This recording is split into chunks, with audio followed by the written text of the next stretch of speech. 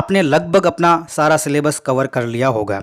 परीक्षाएं नज़दीक आ रही हैं और अपनी परीक्षाओं में ज़्यादातर वस्तुनिष्ठ प्रश्न देखने को मिलते हैं। इसलिए मैं आपके लिए लेकर आया हूँ वर्ण विचार से संबंधित जितने भी प्रश्न बनते हैं ऑब्जेक्टिव, टॉप 100 प्रश्नों को मैंने इस वीडियो में रखा है। ये वीडियो आपके लिए शानदार होने वाला है क्योंकि यहाँ पर आपको मिलेगा शानदार कॉन्सेप्ट के साथ साथ पीपीटी का प्रयोग करते हुए मैंने इस वीडियो को पूरा बनाया है। और इस वीडियो में आपको बिल्कुल भी बोर होने की आवश्यकता होगी ही नहीं, क्योंकि इसमें आपको मिलेंगे बेहतरीन प्रश्न बेहतरीन कॉन्सेप्ट के साथ। तो मित्रों, आप अपने प्रश्नों को हल करते जाएं और कमेंट बॉक्स में लिखें कि आपके 100 में से कितने प्रश्न सही हुए हैं। तो चलिए मित्रों, आप सभी तैयार हो जाएं अपने प्रश्नों को हल करने के लिए और कमेंट बॉक्स में आप ज़रूर लिखें कितने सवाल आपके सही हो रहे हैं। हम आगे हैं पहले सवाल की ओर। चलिए शुरू करते हैं। क्या कहता है पहला सवाल? पहला सवाल कहता है कि हिंदी व्याकरण की सबसे छोटी इकाई क्या है। देखो, ये प्रश्न भी काफ़ी छोटा है, सरल है, लेकिन सरल दिख रहा है, सरल है नहीं। हिंदी व्याकरण की सबसे छोटी इकाई की बात की गई है, न तो यहाँ पर मौखिक रूप से लिखा गया है न ही लिखित रूप से लिखा गया है। इस प्रकार के प्रश्नों को हल करने के लिए आपको थोड़ा दिमाग लगाना पड़ेगा। क्या लगाना पड़ेगा? दिमाग। यानी कि कुछ नहीं पूछा है, सिर्फ इतना पूछा है कि हिंदी व्याकरण की सबसे छोटी इकाई क्या है। तो जब कुछ भी न पूछे तो आपका उत्तर होना चाहिए वर्ण। क्या होना चाहिए मित्रों? वर्ण होना चाहिए। तो फिर ध्वनि जो है वो मौखिक रूप से हैं, वर्ण है वो लिखित रूप से हैं, और न लिखित रूप से पूछा जाए न मौखिक रूप से पूछा जाए, तब हमारा उत्तर क्या होना चाहिए? वर्ण होना चाहिए। और मुझे उम्मीद है कि आपको ये कॉन्सेप्ट अच्छे से समझ में आया होगा। चलिए अगले प्रश्न की ओर बढ़ते हैं। चलिए, दूसरा प्रश्न कहता है वर्णों की संख्या को लेकर। वर्णों की संख्या को लेकर काफ़ी डाउट रहते हैं। कुल वर्ण कितने होते हैं, मूल वर्ण कितने होते हैं, कुल व्यंजन कितने होते हैं, मूल व्यंजन कितने होते हैं, कुल स्वर कितने होते हैं, मूल स्वर कितने होते हैं, संधि स्वर कितने होते हैं। इस प्रकार के सवाल आपको उलझा देते हैं। उसके लिए आपका कॉन्सेप्ट क्या होना चाहिए? क्लियर होना चाहिए। चलिए, क्या कहता है प्रश्न? हिंदी वर्णमाला में कुल वर्णों की संख्या पूछिए। कुल वर्ण कितने होते हैं? जितने भी वर्ण होते हैं टोटल कितने होते हैं? तो वो होते हैं आपके 52। कितने होते हैं मित्रों? 52 होते हैं। और यदि मूल वर्ण पूछा जाए जिसमें स्वर और मूल व्यंजनों की बात होती है, तब वो कितने हो जाते हैं? 44 हो जाते हैं। कितने? 44। और जो मूल व्यंजन होते हैं वो होते हैं आपके 33। कितने होते हैं? 33। तो ये हमारा जो उत्तर हो जाता है 52। क्या हो जाता है मित्रों? 52। अब मित्रों, छोटा सा काम आपके लिए, इस वीडियो को क्या करें? लाइक करें, चैनल को सब्सक्राइब करें। चैनल पर नए हैं तो सब्सक्राइब करने के बाद बेल आइकन को ज़रूर दबाएं। जो भी वीडियो अपलोड होगा उसकी नोटिफिकेशन आपके पास पहुंच जाएगी। अब हम बात करते हैं सवाल नंबर 3 की। प्रश्न नंबर 3 कहता है हिंदी वर्णमाला में मूल स्वर कितने होते हैं? मूल स्वर कितने होते हैं? देखो, संख्याओं को लेकर काफ़ी सवाल बनते हैं और मैंने सारे सवाल इसमें लिए हैं।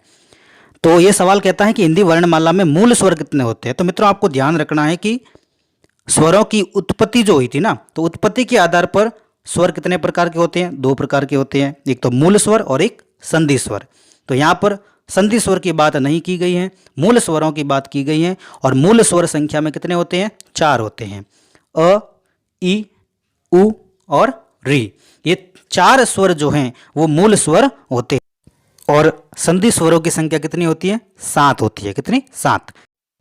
अब बढ़ते हैं चौथे सवाल की तरफ। चौथा प्रश्न कह रहा है हिंदी वर्णमाला में मूल व्यंजन कितने होते हैं। ये भी संख्याओं को लेकर है। संख्याओं के संबंध में सारे डाउट आज क्लियर होने वाले हैं। आज कॉन्सेप्ट आपका बहुत अच्छे से क्लियर होने वाला है। तो चौथा प्रश्न कह रहा है हिंदी वर्णमाला में मूल व्यंजन कितने होते हैं। तो मूल व्यंजनों की संख्या के बारे में पूछा गया है। मूल व्यंजन होते हैं आपके 33। कितने होते हैं? 33 व्यंजन जो होते हैं आपके मूल व्यंजन होते हैं। आगे हम ये भी बात करेंगे कि 33 व्यंजन कौन कौन से होते हैं। यानी कि इस 33 व्यंजन में 3 भाग हैं, यानी कि स्पर्श, अंतस्थ और ऊष्म हैं। स्पर्श में कितने होते हैं, अंतस्थ में कितने होते हैं, ऊष्म व्यंजन में कितने व्यंजन वर्ण होते हैं। ये भी हम बात धीरे धीरे आगे बढ़ेंगे, तब सारे डाउट आपके क्लियर होने वाले हैं। यहाँ इस प्रश्न का जो उत्तर है हिंदी वर्णमाला में मूल व्यंजनों की संख्या कितनी है, तो हिंदी वर्णमाला में मूल व्यंजनों की संख्या कितनी हो जाती है? 33 हो जाती है। कैसे, वो हम आगे बात करेंगे। ठीक है, तो चलिए अगले प्रश्न की ओर बढ़ते हैं। देखिए क्या कहता है पांचवा प्रश्न। पांचवा प्रश्न कहता है व्यंजनों को मुख्यतः कितने भागों में विभक्त किया गया है। व्यंजनों को मुख्य रूप से कितने भागों में बांटा गया है। विभक्त का मतलब विभाजित करना, बांटना। ठीक है, तो व्यंजनों को मुख्यतः यानी मुख्य रूप से कितने भागों में बांटा गया है, इसकी चर्चा हमने पहले कर दी है। तीन भागों में बांटा गया है। कितने भागों में बांटा गया है? तीन भागों में बांटा गया है। स्पर्श व्यंजन, अंतस्थ व्यंजन, ऊष्म व्यंजन, ये जो तीन भाग हैं मुख्य रूप से व्यंजनों को इसमें रखा गया है। और स्पर्श व्यंजन में आपके 25 व्यंजन होते हैं, जिसको हम वर्गीय व्यंजन भी कहते हैं। क वर्ग, छ वर्ग, ट वर्ग, त वर्ग, प वर्ग, और इन प्रत्येक वर्ग में 5-5 वर्ण होते हैं।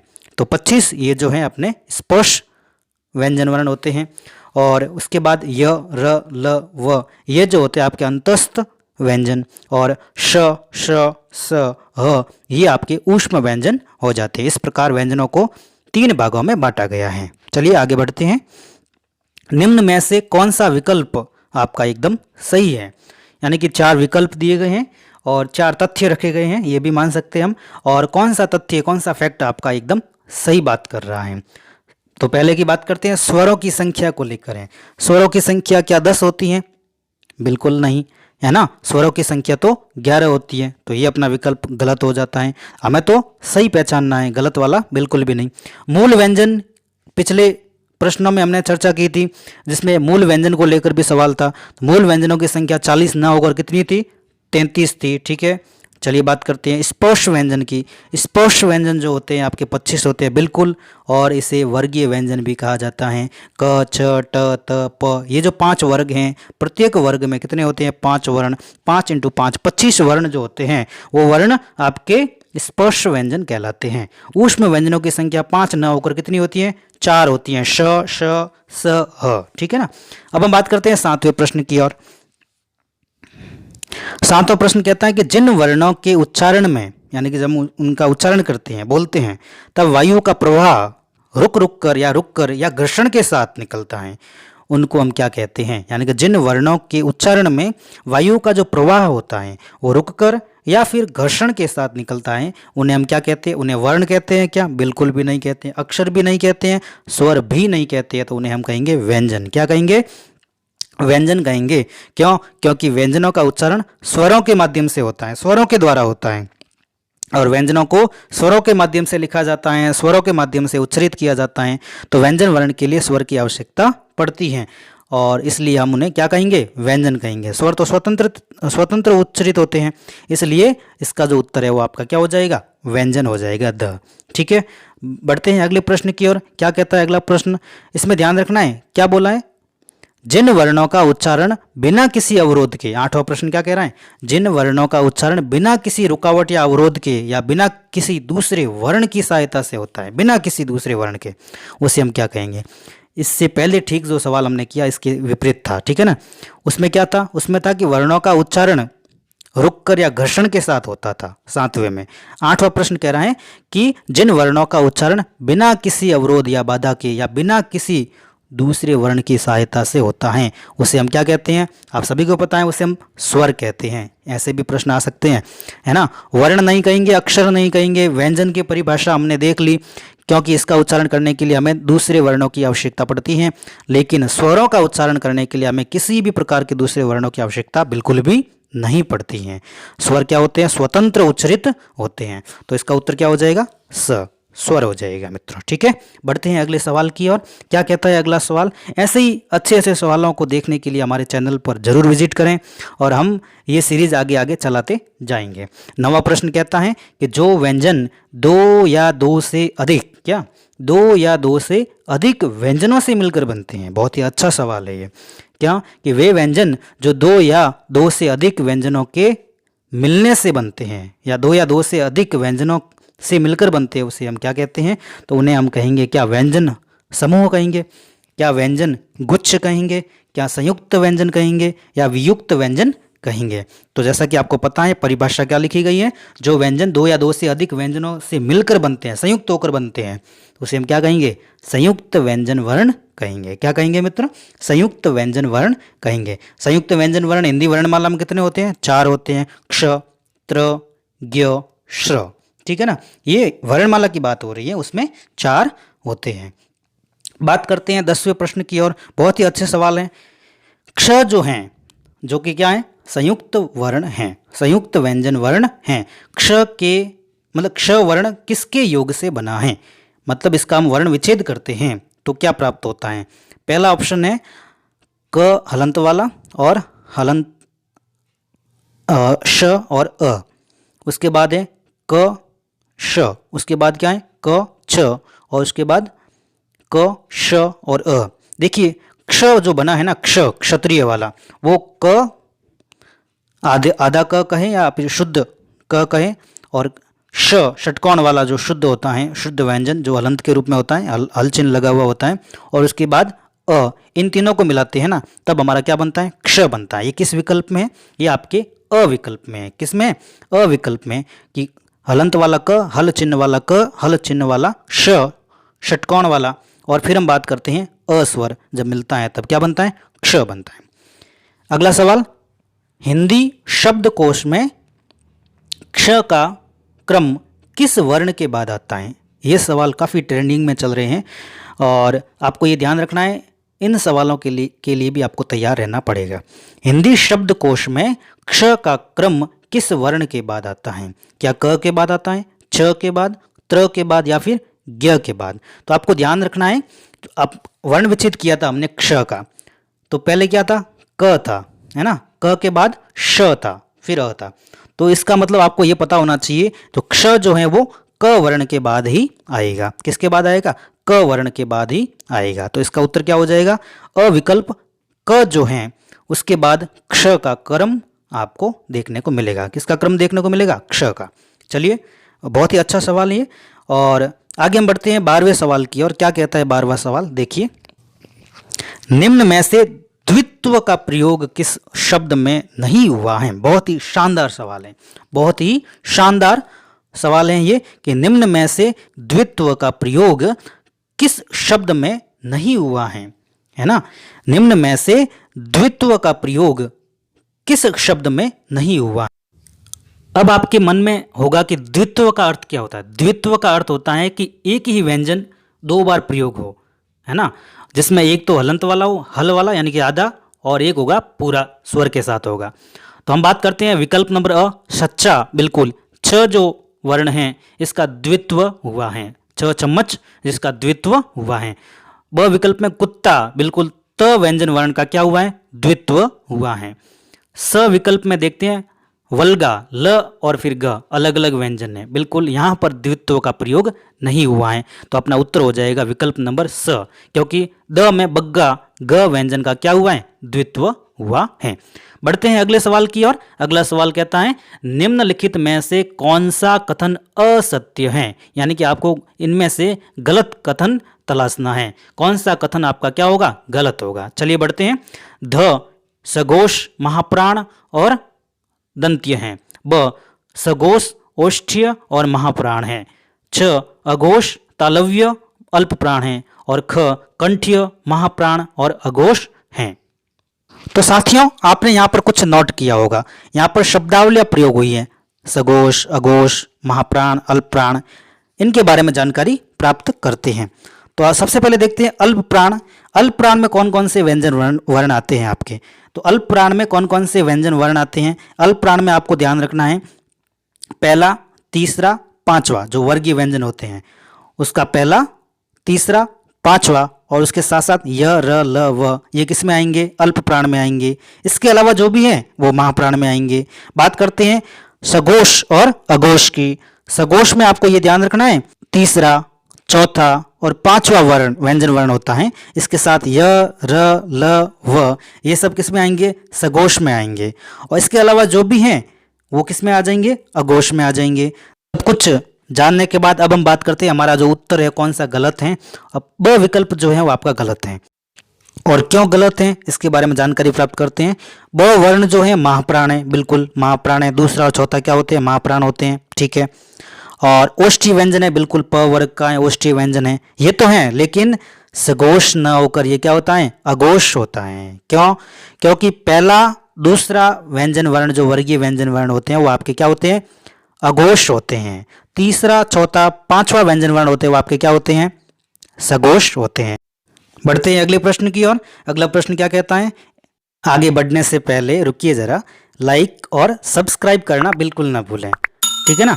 चैनल पर नए हैं तो सब्सक्राइब करके बेल आइकन जरूर दबाएं। ओके, बढ़ते हैं आगे। चलिए आगे बढ़ते हैं। प्रश्न कह रहा है, शब्दकोश में श्रद्धा शब्द किस शब्द के से पहले आएगा, यानी कि शब्दकोश में श्रद्धा शब्द किस शब्द से पहले आएगा। और मैंने यहाँ पर सभी शब्दों का क्या कर दिया है, वर्ण विच्छेद कर दिया है। ढूंढते हैं श्रद्धा शब्द कहाँ पर हैं, ये रहा सेकंड लास्ट, ठीक है ना। श्रमिक से ठीक पहले आ रहा है, कैसे आ रहा है देखिए, यहाँ पे श र अ तीनों तक तो समान है, ठीक है। उसके बाद श्रद्धा में क्या है, द है, और श्रमिक में क्या है, म है, यानी म से पहले क्या आएगा, द आएगा।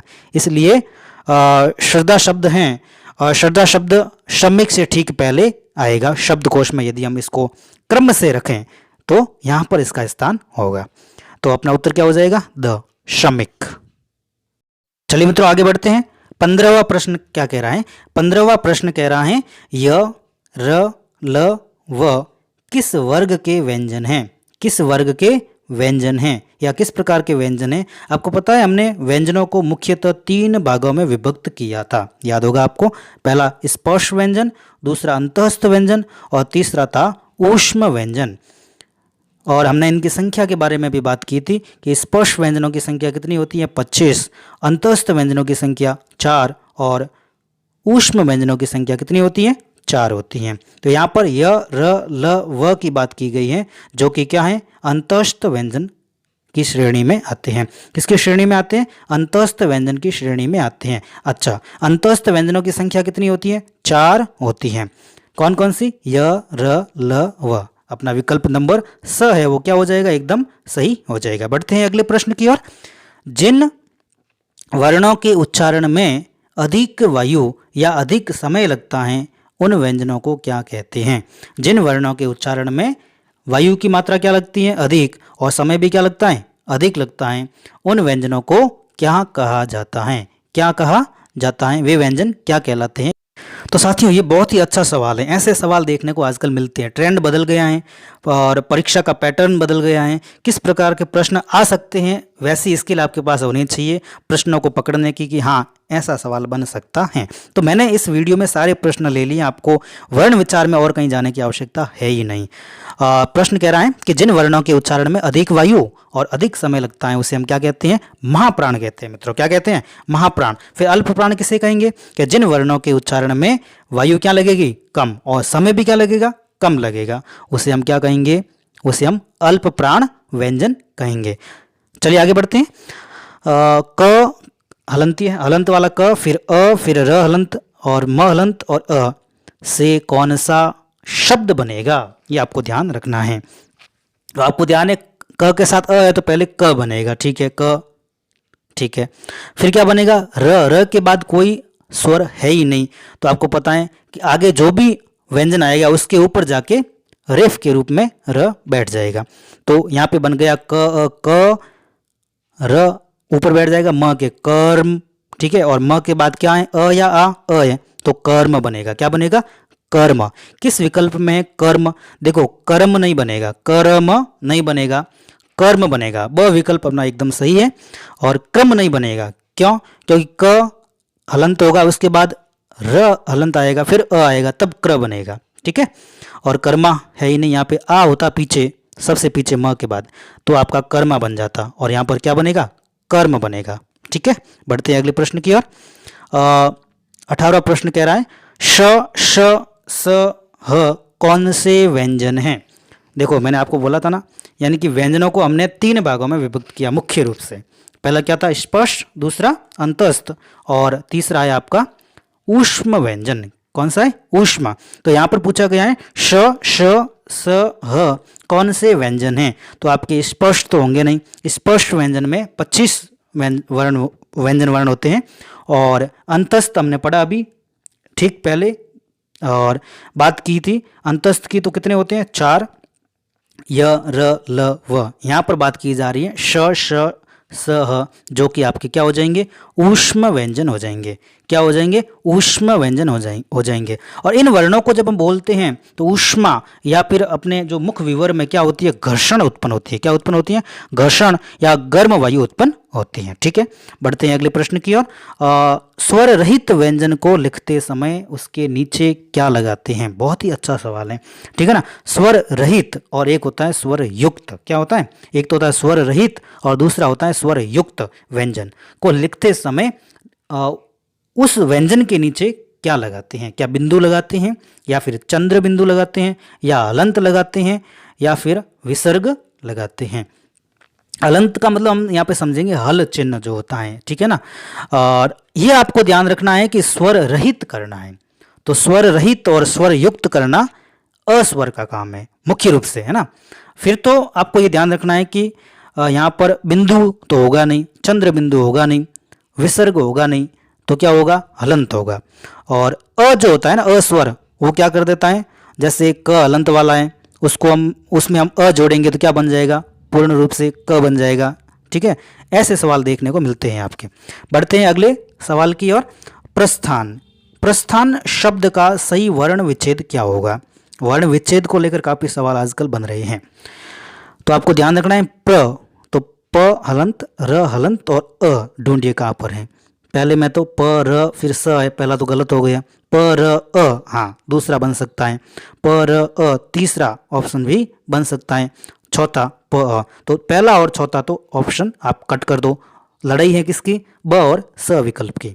ठीक है, प्र फिर क्या है? स आधा और थान। स आधा किसमें है? दोनों में ही स आधा है। फिर हम बात करते हैं थान की, थ हलंत वाला और फिर आ की मात्रा। देखिए ब में तो थ के बाद अ है और स में थ के बाद आ है। अपना विकल्प नंबर स एकदम क्या हो जाएगा? सही हो जाएगा। ठीक है, ये चीज़ आप ऐसे आप पहचान करते हैं कि प्रस्थान शब्द का सही वर्ण विच्छेद कैसे करते हैं, तो ये आपका तरीका आपको आना चाहिए। अब बात करते हैं 21वें प्रश्न की कि उच्चारण की अवधि के आधार पर स्वरों को कितने भागों में बांटा गया है? बहुत ही अच्छा सवाल है कि उच्चारण की अवधि, अवधि का मतलब होता है समय, समय का मतलब काल, कालमान के आधार पर यहाँ पर पूछा गया है। ठीक है, तो कालमान अर्थात अवधि अर्थात समय, यानी उच्चारण करते समय जो भी अवधि या समय लगता है उसमें आपको बताना है कि स्वरों के भेद कितने हैं। तो वहाँ पर आपके कितने भेद हो जाएंगे? 3 भेद हो जाएंगे। पहला ऋस्व, दूसरा दीर्घ स्वर और तीसरा प्लुत। ऋस्व में आपको ध्यान रखना है कि जैसे ही हम स्वरों का उच्चारण करते हैं तो लगभग 1 सेकंड का समय लगता है, और दूसरा दीर्घ में लगभग 2 सेकंड का समय लगता है, और प्लुत में 3 सेकंड का समय लगता है, लगभग ऐसा माना जाता है। ठीक है, तो ये चीज़ आप ध्यान रखेंगे। तो अपना उत्तर क्या हो जाएगा? ब 3। ठीक है, बढ़ते हैं आगे 22वें प्रश्न की ओर। किस शब्द में र का प्रयोग नहीं हुआ है? यानी कि इसमें 4 विकल्प दिए गए हैं, उसमें आपको पहचान करनी है किसमें र का प्रयोग नहीं हुआ है। ठीक है, तो बात करते हैं श्रम में। बिल्कुल, श्रम में खुद र छिपा हुआ है। प्रकाश में प्र में र है, और पर्व में यहाँ पे व के ऊपर र रेफ के रूप में प्रयोग हुआ है। बात करते हैं वृक्ष की। किसकी? वृक्ष की। देखो वृक्ष में व के साथ री जुड़ा हुआ है, न कि र। र का प्रयोग यहाँ पर किसी भी प्रकार से नहीं हुआ है, इसलिए आपको ये ध्यान रखना है कि वृक्ष में क्या है? स्वर है री और व में जुड़ा हुआ है, और क्ष का वर्ण विच्छेद हमने देख लिया था, क श और अ मिलकर क्ष बनता है। तो यहाँ पर वृक्ष में किसी भी प्रकार का र प्रयोग नहीं हुआ है, इसलिए इस प्रश्न का जो उत्तर है आपका क्या हो जाएगा मित्रों? द हो जाएगा, और द विकल्प में क्या है? वृक्ष है। बाकी पर्व, प्रकाश और श्रम में र का प्रयोग हुआ है। बढ़ते हैं अगले प्रश्न की ओर। काफी अच्छे सवाल देखने को मिल रहे हैं। निम्न में से असत्य कथन आपको ढूंढना है। ठीक है, असत्य का मतलब गलत, जो सत्य नहीं है। पहले विकल्प की बात करते हैं।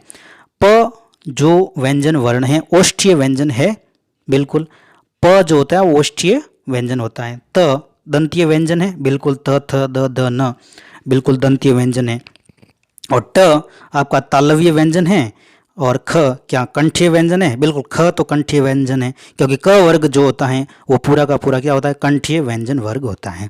और बात करते हैं ट। ट आपका तालव्य न होकर मूर्धन्य स्थान से बोला जाता है, मूर्धन्य मूर्धा से बोला जाता है, तो वहाँ पर आपका उत्तर हो जाएगा मूर्धन्य व्यंजन है, न कि तालव्य। तो अपना विकल्प नंबर स क्या हो जाएगा? गलत हो जाएगा। असत्य कथन कौन सा है? ट तालव्य व्यंजन है, बिल्कुल गलत है। ट आपका मूर्धन्य व्यंजन है, न कि तालव्य। ठीक है मित्रों, बढ़ते हैं हम आगे अगले प्रश्न की ओर। यज्ञ का सही वर्ण विच्छेद आपको करना है। मैंने कहा ना, मैंने वर्ण विच्छेद के भी अच्छे अच्छे सवाल यहाँ पर रखे हैं, क्योंकि आजकल का ट्रेंड बदल गया है। वर्ण विच्छेद से एक आधा क्वेश्चन आपको मिल सकता है। यज्ञ में आपको पता होना चाहिए कि इसका वर्ण विच्छेद हम करते हैं तो सबसे पहले य में अ छिपा हुआ ढूंढो कहाँ है। पहला तो विकल्प आपका बिल्कुल भी गलत हो गया, ठीक है ना। और दूसरा विकल्प ढूंढते हैं य में अ, बिल्कुल सही है। और तीसरा विकल्प य में सीधा क्या जोड़ दिया इसने, ज जोड़ दिया, जो कि गलत है। और चौथा विकल्प है य तो है लेकिन हलंत का नहीं, हल चिन्ह नहीं है। तो विकल्प नंबर हमारे तीनों गलत हो जाते हैं, अ, स और द। बात करते हैं हम ब विकल्प की, तो हमारा उत्तर सही हो जाएगा। ब कैसे, य में अ जुड़ा हुआ है, बिल्कुल सही बात है, य बन जाता है पूरा। और ज्ञ का आपको पता होना चाहिए, इसको ज बोलते हैं, क्या बोलते हैं, ज। ठीक है, तो ज, य और अ, बिल्कुल ज, य और अ से क्या बनता है, ज्ञ बनता है, जिसको हम ज्ञ बोलते हैं। ठीक है, हिंदी में। बढ़ते हैं आगे। ए का उच्चारण स्थान कौन सा है, स्वर है ये, ठीक है ना, वो भी संधि स्वर है। क्या है, संधि स्वर है। अ और ई के मेल से क्या बनता है, ए बनता है। आ भी हो सकता है, अ के साथ ई या बड़ी ई, जिसको दीर्घ ई बोलते हैं हम, इसके मेल से क्या बनता है, ए बनता है। और उच्चारण स्थान पूछा गया है, तो हमें ढूंढना है कि अ किस में आता है। अ आपके आते हैं किस में आते हैं, कंठीय में। किसके आते हैं, कंठीय। फिर इसका योग होता है ई या दीर्घ ई से होता है। ये किस में आते हैं, तालु। ठीक है ना, किस में आते हैं, तालु में। तो आपका कंठ और तालु किस विकल्प में है, जिस भी विकल्प में, वो अपना एकदम सही है। विकल्प नंबर द आपका कंठ तालु। तो जो आपको पता होना चाहिए, ए जो है वो आपका उच्चारण स्थान कौन सा रखता है, कंठ और तालु। और कंठ तालव्य व्यंजन कहलाते हैं, कंठ तालव्य व्यंजन कहलाते हैं, और उच्चारण स्थान हो जाता है कंठ तालु। ठीक है, बढ़ते हैं आगे। निम्न में से सत्य कथन कौन सा है, इनमें से तीन तो गलत हैं, एक विकल्प आपका क्या है, एकदम सही है। एक तथ्य आपका क्या है, एकदम सही है। सभी वर्ण सघोष वर्ण होते हैं, सभी व्यंजन सघोष वर्ण होते हैं, सभी स्पर्श व्यंजन सघोष होते हैं, ऊष्म व्यंजन वर्ण सघोष वर्ण हैं। इनमें से आपको ये पता लगाना है कि कौन सा विकल्प एकदम सही कह रहा है। तो चलिए बात करते हैं। सभी स्वर सघोष वर्ण हैं, बिल्कुल सही बात है। सारे के सारे स्वर जो होते हैं आपके सघोष वर्ण होते हैं। बाकी गलत क्यों है, देखते हैं। सभी व्यंजन सघोष वर्ण होते हैं, बिल्कुल गलत बात है, क्योंकि कुछ व्यंजन आपके सघोष होते हैं और कुछ अघोष भी होते हैं। बात करते हैं स विकल्प की, सभी स्पर्श व्यंजन सघोष होते हैं, बिल्कुल गलत है। कुछ सघोष होते हैं तो कुछ अघोष होते हैं। ऊष्म व्यंजन जो हैं वो आपके सघोष वर्ण हैं, बिल्कुल गलत बात है। सघोष ना होकर वो अघोष होते हैं। ठीक है, ये चीज आप ध्यान रखेंगे। बढ़ते हैं अगले प्रश्न की ओर। किन ध्वनियों को अनुस्वार कहा जाता है, यानी ऐसी कौन सी ध्वनियां हैं जिनको हम क्या कहेंगे, अनुस्वार कह सकते हैं। तो पहला विकल्प है स्वर के बाद आने वाली नासिक्य ध्वनियां, स्वतंत्र रूप से उच्चरित ध्वनियां, स्वर के साथ आने वाली ध्वनियां और व्यंजन के बाद आने वाली ध्वनियां। व्यंजन के बाद आने वाली जो ध्वनि होती है वो स्वर की होती है, द विकल्प की बात करें तो। और बात करते हैं ब विकल्प की, स्वतंत्र रूप से उच्चरित ध्वनियां क्या कहलाती हैं, स्वर कहलाती हैं। विकल्प नंबर अ जो है अपना सही उत्तर है कि स्वर के बाद में आने वाली नासिक्य ध्वनियां क्या कहलाती है, अनुस्वार कहलाती हैं। ठीक है, स्वर के बाद, पहले नहीं, बाद ही आएगी। और स्वर के बाद आने वाली जो नासिक्य ध्वनियां हैं उसको हम क्या कहेंगे, अनुस्वार ध्वनियां कहेंगे। अब बात करते हैं 28वें प्रश्न की, ओ आउ स्वरों का उच्चारण स्थान क्या होगा। तो आपको पता होना चाहिए कि अ आ, उसके बाद उ जब जुड़ता है तब ओ बनता है, और इसके बाद अ आ के साथ ओ जुड़ता है, औ बन जाता है। तो आपको ये ध्यान रखना है कि कंठ का प्रयोग होगा। अ आ का मतलब क्या है, कंठ, और उ ओ ये सब क्या है, ओष्ठ हैं। तो आपको ये ध्यान रखना है कंठ और ओष्ठ जिस भी विकल्प में है वो हमारा उत्तर एकदम क्या हो जाएगा, सही हो जाएगा। ऐसे पहचान करते हैं उत्तर की कि ओ औ बने किससे है, किन स्वरों से बने हैं, और उनका उच्चारण स्थान यदि हमें याद है तो हम ओ औ के उच्चारण स्थान तक भी पहुंच जाएंगे। तो अपना उत्तर क्या हो जाएगा, कंठ ओष्ठ कहाँ पर है, आपके द विकल्प में है। किसमें, द विकल्प में आपका कंठोष्ठ व्यंजन जो होते हैं। और अच्छा, इसका जो इन व्यंजनों को कहेंगे क्या, कंठोष्ठीय व्यंजन कहेंगे। उच्चारण स्थान तो कंठोष्ठ है, लेकिन व्यंजन का नाम क्या है? कंठोष्ठीय।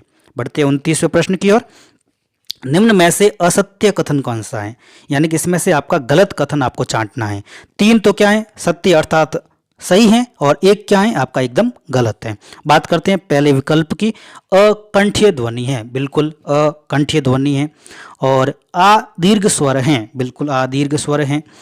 उ संयुक्त स्वर हैं, संधि स्वर संयुक्त स्वर के अंदर उ बिल्कुल नहीं आता। उ तो मूल स्वर है, तो अपना गलत कथन जो है वो स हो जाता है। बात कर देते हैं द विकल्प की। द विकल्प कहता है ई मूल स्वर है, बिल्कुल। उत्पत्ति के आधार पर स्वर 2 प्रकार के होते हैं, मूल स्वर और संधि स्वर। मूल स्वर कितने प्रकार के होते हैं हमने बात कर ली है पहले, फिर भी बात कर लेते हैं। 4 होते हैं, अ, ई, उ और री। इसके अलावा जो भी हैं वो आपके संधि स्वर हो जाते हैं। यहाँ पर असत्य कथन की बात की गई है, तो स विकल्प संयुक्त स्वर न होकर आपका मूल स्वर होगा। कौन सा? उ। इसलिए अपना विकल्प नंबर स क्या हो जाएगा? गलत। बात करते हैं 30वें प्रश्न की। अनुनासिक के संबंध में कौन सा कथन एकदम क्या है? सत्य अर्थात सही है। पहले तो अनुस्वार की बात की थी।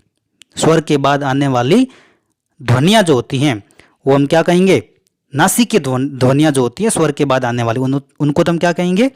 अनुस्वार। लेकिन यहां पर बात की गई है अनुनासिक की। अनुनासिक ध्वनियां जो होती हैं क्या केवल मुंह से उच्चरित होती हैं? क्या केवल नाक से उच्चरित होती हैं? या फिर नाक और मुंह दोनों से उच्चरित होती हैं? या फिर इनमें से कोई भी विकल्प सही नहीं है? बात करते हैं यहाँ पर अनुनासिक ध्वनियों की। बिल्कुल अनुनासिक ध्वनियां जो होती है वो नाक और मुंह दोनों से उच्चरित होती हैं, दोनों का सहारा लेना पड़ता है। ठीक है। और नासिक की जो ध्वनियां होती है अनुस्वार, वो केवल नाक से उच्चरित होती हैं, बोली जाती हैं। लेकिन अनुनासिक ध्वनि है नाक और मुंह दोनों के प्रयोग से बोली जाती हैं। बात करते हैं 31वें प्रश्न की। तो क्या कहता है 31वां प्रश्न? निम्नलिखित में से कौन सा कथन असत्य है? यानी कि कौन सा कथन आपका गलत है?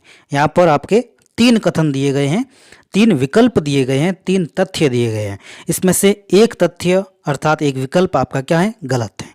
बात करते हैं अविकल्प की। ऋस्व ई और दीर्घ ई ये जो हैं कंठीय स्वर हैं, है या नहीं इसकी बात बाद में करेंगे। पहले स विकल्प देखते हैं। ए और आई कंठ तालव्य स्वर हैं, और द विकल्प कहता है अ या आ स्वर जो हैं वो कंठीय स्वर है। तो अ और आ स्वर जो है वो कंठीय स्वर है, बिल्कुल सही बात है। ए आई कंठ तालव्य स्वर है, बिल्कुल सही है, क्योंकि ए और आई की जो बनावट है वो अ आ और ई या फिर अ आ के बाद ए आई स्वर के जुड़ने से आपका आई बनता है। तो ए आई जो स्वर हैं आपके कंठ तालव्य स्वर हैं, बिल्कुल सही बात है। बात यहाँ पर गलत पूछी गई है, वो है ई और दीर्घ ई जो आपके क्या है? कंठीय ना होकर तालव्य स्वर हैं। बढ़ते हैं अगले प्रश्न की ओर। बात करते हैं 32वें प्रश्न की। असत्य कथन आपको ढूंढना है। कौन सा कथन? असत्य कथन ढूंढना है। ई आपकी अग्र स्वर है, बिल्कुल सही बात है, ई है वो अग्र स्वर है। आ पश्च स्वर है, बिल्कुल सही है।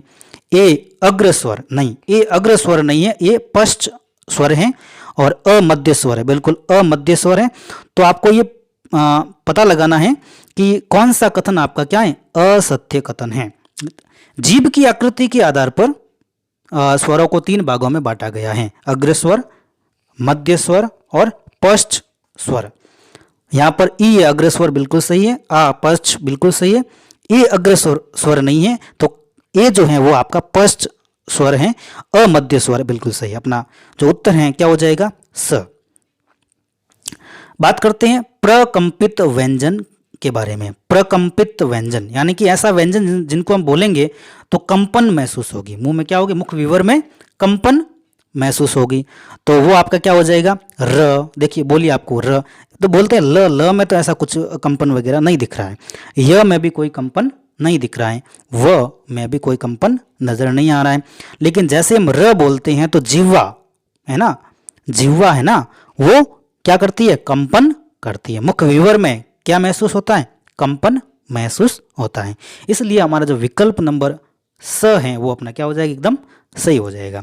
र जो है वो प्रकंपित व्यंजन कहलाता है, अन्य विकल्प प्रकंपित व्यंजन नहीं है। बढ़ते हैं आगे अगले सवाल की ओर। क्या देखिए बहुत अच्छे सवालों का संकलन मैंने किया है। आपको यदि वीडियो अच्छा लग रहा है तो आप तुरंत लाइक कर सकते हैं और दूसरे अपने जो भी साथी हैं जो तैयारी कर रहे हैं उनको आप शेयर भी कर सकते हैं। बात करते हैं 34वें प्रश्न की। पार्श्विक व्यंजन, क्या पार्श्विक व्यंजन कौन सा है? यह व्यंजन जो है आपका पार्श्विक व्यंजन बिल्कुल भी नहीं है, यह तो आपका अंतस्थ व्यंजन के अंदर आता है। र भी आपका अंतस्थ व्यंजन के अंतर्गत आता है। और अभी हमने इससे पूर्व वाला प्रश्न किया, उसमें क्या था? प्रकंपित व्यंजन भी क्या होता है? र होता है। बात करते हैं ल, और ल जो है आपका अंतस्थ व्यंजन के अंतर्गत तो ये चारों आते हैं, य र ल व, लेकिन इसमें भी आपको ध्यान रखना है कि र क्या था? प्रकंपित था। और पार्श्विक व्यंजन जो होता है आपका ल होता है। क्या होता है? ल है। जिह्वा जो हो जाती है एकदम, जो पार्श्व स्थल होता है जिह्वा का, वो एकदम खुल जाता है, वहां से वायु बाहर निकलती है, इसलिए इसको क्या कहेंगे? हम पार्श्विक व्यंजन कहेंगे। तो हमारा विकल्प नंबर स है, जो ल अपना एकदम सही हो जाएगा उत्तर, पार्श्विक व्यंजन की श्रेणी में आता है। ठीक है, और ये जो चारों विकल्प है वो आपके क्या है? अंतस्थ व्यंजन थे। ठीक है, बात करते हैं 35वें प्रश्न की कि अघोष वर्ण के संबंध में आपका सही विकल्प ढूंढना है। तीनों गलत हैं और बाकी एक है, वो क्या है? एकदम सही है।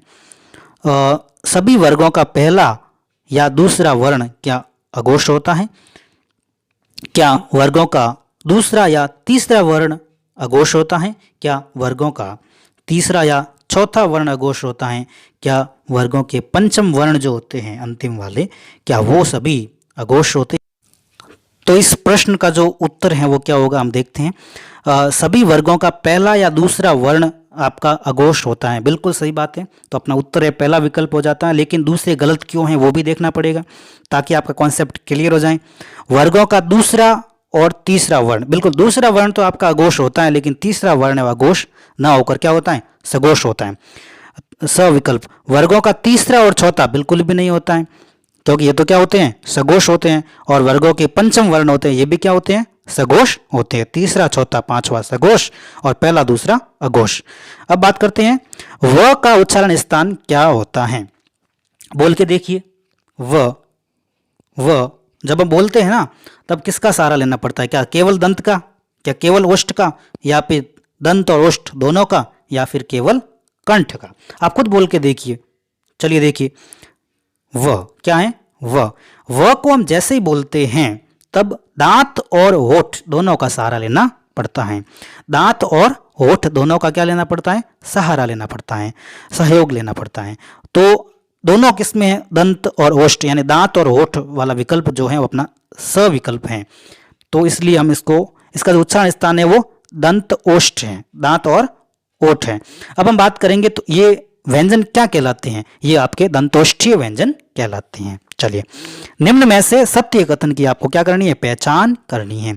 सत्य कथन कौन सा है वो आपको देखना है। चलिए बात करते हैं। दीर्घ उ स्वर अवृत्तामुखी स्वर है।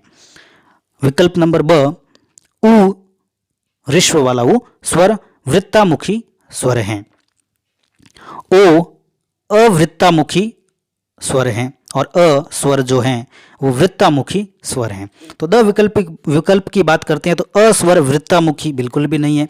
ठीक है, वृत्तामुखी का मतलब होता है ऐसे स्वर जिनको हम बोलते हैं ना, तब होठों की आकृति क्या हो जाती है? वृत्त का मतलब वृत्त के आकार की हो जाती है, गोल हो जाती है। और उसमें आपके बोल के देख सकते हो आप, ऊ, बिल्कुल जब ऊ बोलते हैं ना, अ विकल्प की बात करें, ऊ, तो आपके जो होठ है वो क्या हो जाते हैं? गोल। लेकिन इसमें लिखा गया है ऊ स्वर अवृत्तामुखी होता है, नहीं वृत्तामुखी होता है, तो ये तो गलत हो गया। ब विकल्प में ऋश्व ऊ स्वर वृत्तामुखी होता है। बिल्कुल जब हम ऊ का उच्चारण करते हैं तब मुख आकृति क्या हो जाती है? वृत्त आकृति की हो जाती है। तो अपना विकल्प नंबर ब एकदम सही है। बात करते हैं अगले प्रश्न की। लक्ष्मण शब्द का सही वर्ण विच्छेद कीजिए। तो देखते हैं, देखिए इधर ल के साथ क्या जुड़ा हुआ? अ जुड़ा हुआ है। तो हम देखते हैं तीनों अ ब स तीनों में द विकल्प हमारा कट जाता है। विकल्प काट के भी आप उत्तर की तरफ पहुंच जाते हो। और फिर क्या है? क्ष का पता है वो भी आधा है, तो क और श ढूंढो। ठीक है, अ ब और स तीनों विकल्प में अभी तक बराबर चल रहा है, लेकिन ब और स विकल्प गलत है क्योंकि क्ष पूरा बताते हैं यहाँ पर, इसलिए अ विकल्प अपना एकदम सही है क्योंकि ल के साथ अ तो ल हो गया, क श क्ष हो गया आधा, तो अ पीछे है नहीं, फिर सीधा क्या आ गया, म के साथ अ, तो म आ गया पूरा, फिर ण का वर्ण विच्छेद आ गया। इसका मतलब आपका अ विकल्प एकदम सही है। बात करते हैं त्र किन वर्णों से मिलकर बना है। आपको पता होना चाहिए पहली बात कि त्र व्यंजन वर्ण किस में आता है, संयुक्त व्यंजन में आता है। किस में आता है, संयुक्त व्यंजनों की संख्या कितनी होती है, 4 होती हैं, क्ष, त्र, ज्ञ और श। ये जो होते हैं ये आपके संयुक्त व्यंजन वर्ण होते हैं। अब बात करते हैं त्र व्यंजन जो किन व्यंजनों से मिलकर बना है, तो हम बात करते हैं त्र में त आधा है, त आधा ढूंढो किस विकल्प में, स और द में, तो पहला और दूसरा आपका गलत हो गया। अच्छा, त के साथ फिर र है और पहले विकल्प में भी है, सॉरी स विकल्प में भी है और द विकल्प में भी है, लेकिन द विकल्प वाला गलत है क्योंकि यहाँ पर अ भी जुड़ा हुआ है, इसलिए हमारा उत्तर क्या हो जाएगा, विकल्प नंबर स। इस तरीके से आप वर्ण विच्छेद करके विकल्प की तरफ, सही उत्तर की तरफ आप जा सकते हैं। तो पहला गलत है क्योंकि सीधा त और र दे दिया है, इसलिए पहला तो होगा ही नहीं, दूसरा भी नहीं होगा, तीसरा अपना एकदम क्या हो जाएगा, सही हो जाएगा। बात करते हैं महाप्राण व्यंजन वर्ण हैं।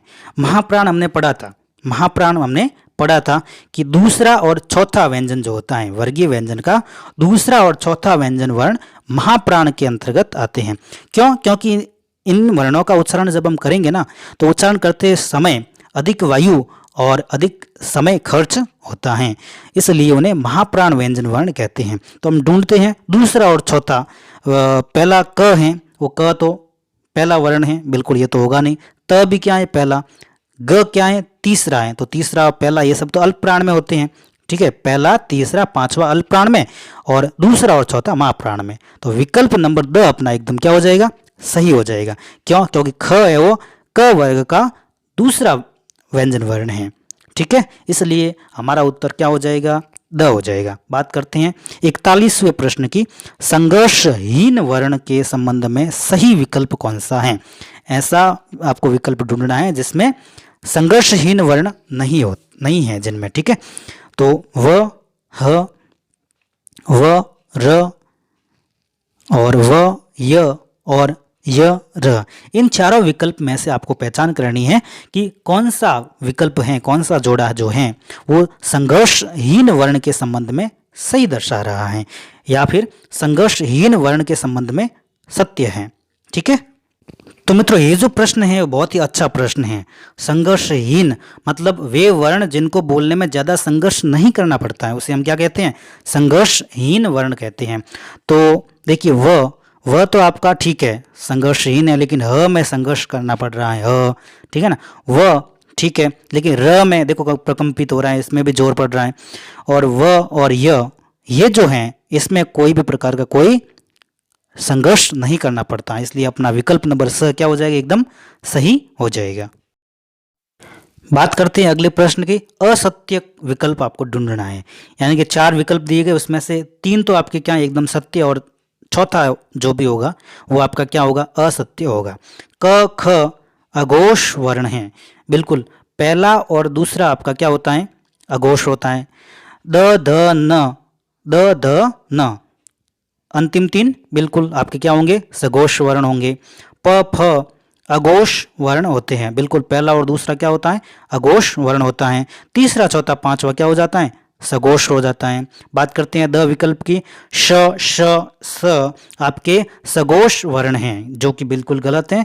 ये ऊष्म वर्ण जो होते हैं वो आपके क्या होते हैं, अघोष होते हैं, और अंतस्थ व्यंजन होते हैं वो आपके क्या होते हैं, सघोष होते हैं, इसलिए अपना विकल्प नंबर द एकदम सही है। बात करते हैं 43वें क्वेश्चन की, श जो है वो किन वर्णों के मेल से बना है। मैंने आपको पहले ही बता दिया है, संयुक्त व्यंजन जो 2 से अधिक वर्णों से मिलकर बने होते हैं। अब बात करते हैं कितने प्रकार के होते हैं, मतलब कितने होते हैं, ये 4 होते हैं, क्ष, त्र, ज्ञ और श, और चौथा जो है अंतिम श है उसकी हम बात करते हैं संयुक्त व्यंजन की। तो आपको पता होना चाहिए शलगम वाला जो श होता है वो होता है इसके अंदर हलंत वाला, हल वाला, देखते हैं कहाँ है। दूसरा विकल्प और चौथा विकल्प आपका गलत हो गया। बात लड़ाई किसमें, अ और स में, स भी गलत हो गया क्योंकि हलंत हल वाला चिन्ह नहीं है श के नीचे, तो ये तीनों आपके गलत हो गए, ब स द। अ विकल्प आपका एकदम सही है, देखते हैं या नहीं। श के साथ र, श, फिर अ की मात्रा बिल्कुल सही है। आपका विकल्प नंबर अ एकदम सही हो जाता है। बढ़ते हैं आगे अगले प्रश्न की ओर। असत्य कथन कौन सा है, असत्य विकल्प कौन सा है।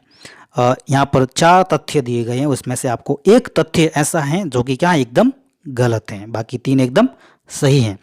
बढ़ते हैं अपने अविकल्प की ओर। आ जो है विवृत स्वर हैं, बिल्कुल विवृत का मतलब होता है मुंह खुला रह जाता है, मुंह खुला। आ बोल के देखिए, आ बिल्कुल मुंह खुला हुआ है, ये तो सही है। बात करते हैं ओ अर्ध विवृत। अर्ध विवृत नहीं है, ओ आपका अर्ध संवृत है, ठीक है, अर्ध संवृत, क्योंकि ओ जब बोलते हैं ना आपका मुंह आधा क्या हो जाता है, बंद हो जाता है, आधा खुला रहता है। बात करते हैं स ई संवृत है, बिल्कुल जैसे ई बोलते हैं लगभग लगभग मुंह आपका क्या रहता है, बंद रहता है।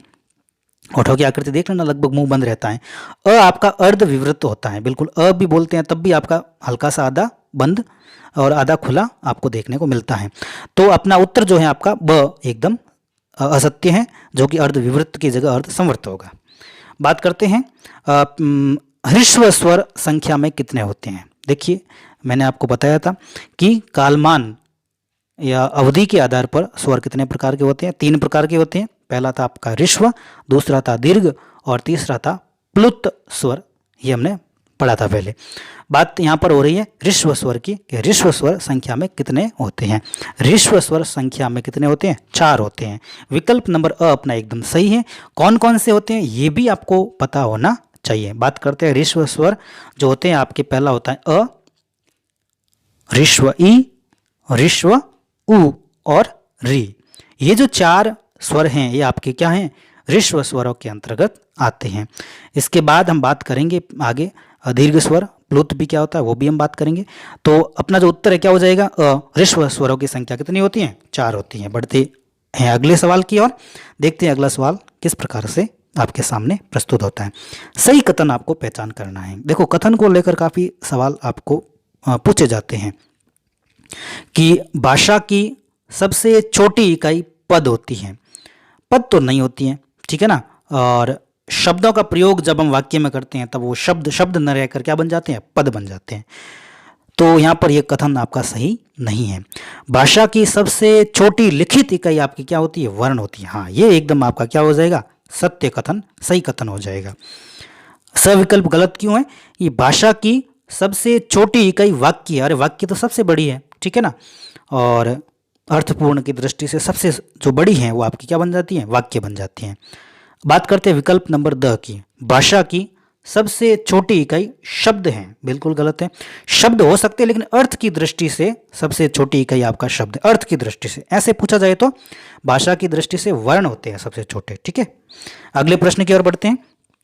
असत्य कथन आपका कौन सा है, असत्य विकल्प आपको ढूंढना है। 3 सत्य हैं और 1 असत्य है, चलिए ढूंढते हैं। हिंदी वर्णमाला में कुल वर्णों की संख्या कितनी होती है, 52 होती है, हमने देखा था, ठीक है ना। शुरुआती जो सवाल थे हमने वहाँ पर बात की थी कि वर्ण संख्या में कुल जो होते हैं वो आपके कितने होते हैं, 52 होते हैं।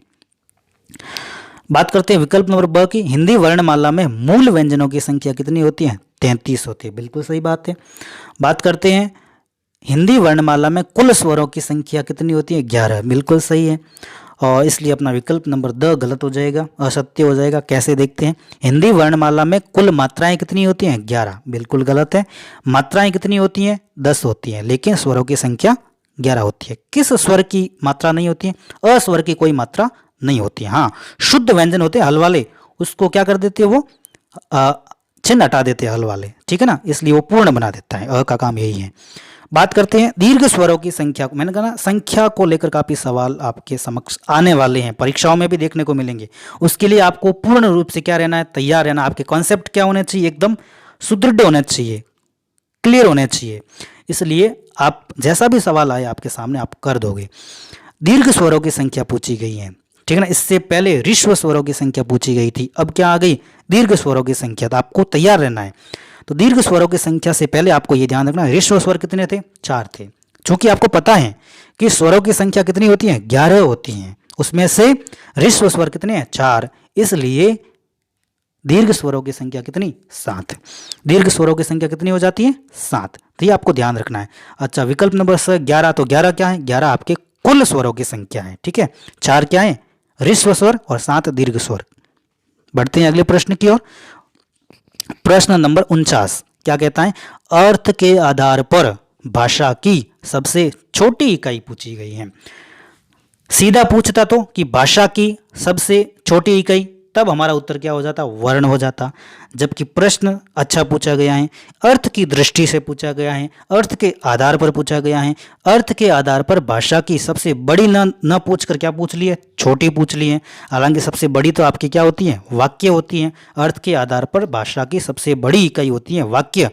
लेकिन आपको यह ध्यान रखना है, अर्थ के आधार पर भाषा की सबसे छोटी इकाई के रूप में यदि पूछा जाए तब वो होता है आपका शब्द। क्या होता है? शब्द।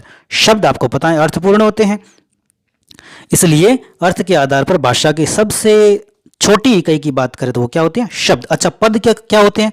पद वो शब्दों का प्रयोग हम यदि वाक्य में करते हैं तो शब्द शब्द न रहकर क्या बन जाते हैं? पद बन जाते हैं, क्योंकि उनकी व्याकरणिक कोटियां बन जाती हैं। चलिए अगले प्रश्न की ओर बढ़ते हैं। 50वां प्रश्न कह रहा है अपना, हम आधा रास्ता लगभग तय कर चुके हैं। ठीक है ना, बहुत कुछ सीखने को मिला है आपको। बात करते हैं वर्ण के संबंध में असत्य कथन ढूंढना है। कौन सा ढूंढना है? असत्य कथन आपको तलाशना है, यानी कि 3 सत्य हैं। बात करते हैं अविकल्प की। वह ध्वनि जिसके टुकड़े न किए जाएं, वर्ण के संबंध में क्या ये कथन सत्य है? बिल्कुल सत्य है। वर्ण के 2 भेद होते हैं, बिल्कुल सही बात है। स्वर और व्यंजन, वर्ण के कितने भेद हो गए? 2। विकल्प नंबर स, वर्ण के सार्थक टुकड़े नहीं किए जा सकते। ऐसा होना चाहिए, लेकिन यहां पर लिखा गया है वर्ण के सार्थक टुकड़े किए जा सकते हैं। अरे ये तो गलत हो गया। तो 50वें का आपका विकल्प नंबर स असत्य कथन के रूप में प्रयुक्त हुआ है। द, वर्ण ध्वनि का लिखित रूप होता है। जैसे ध्वनि को हम लिख देते हैं तो वो वर्ण बन जाते हैं, लिपिबद्ध करते हैं ना, तब वो वर्ण कहलाता है। बिल्कुल सही बात है, विकल्प नंबर स आपका गलत है। तो हम अगले पड़ाव की ओर आगे बढ़ते हैं। 51वां प्रश्न कह रहा है, किस विकल्प में ऊष्म व्यंजन नहीं है? यानी कि 3 विकल्प ऐसे हैं जो ऊष्म व्यंजन की श्रेणी में आते हैं। एक विकल्प है वो ऊष्म व्यंजन में नहीं होगा। तो ऊष्म व्यंजन आपको पता है, ऐसे व्यंजन जिनका उच्चारण करने पर मुख विवर में घर्षण या फिर गर्माहट उत्पन्न होती है, घर्षण उत्पन्न होता है या फिर गर्माहट उत्पन्न होती है, उन व्यंजनों को ऊष्म व्यंजन कहते हैं। तो श, श, स और ह, ये 4 जो व्यंजन हैं वो ऊष्म व्यंजन के अंतर्गत आते हैं। तो विकल्प ब जो है क्ष, क्षत्रिय वाला क्ष, ये जो है अपना संयुक्त व्यंजन है। बाकी जो 3 हैं वो ऊष्म व्यंजन हैं। तो अपना उत्तर क्या हो जाएगा? ब विकल्प क्ष। क्यों? क्योंकि ये संयुक्त व्यंजन है।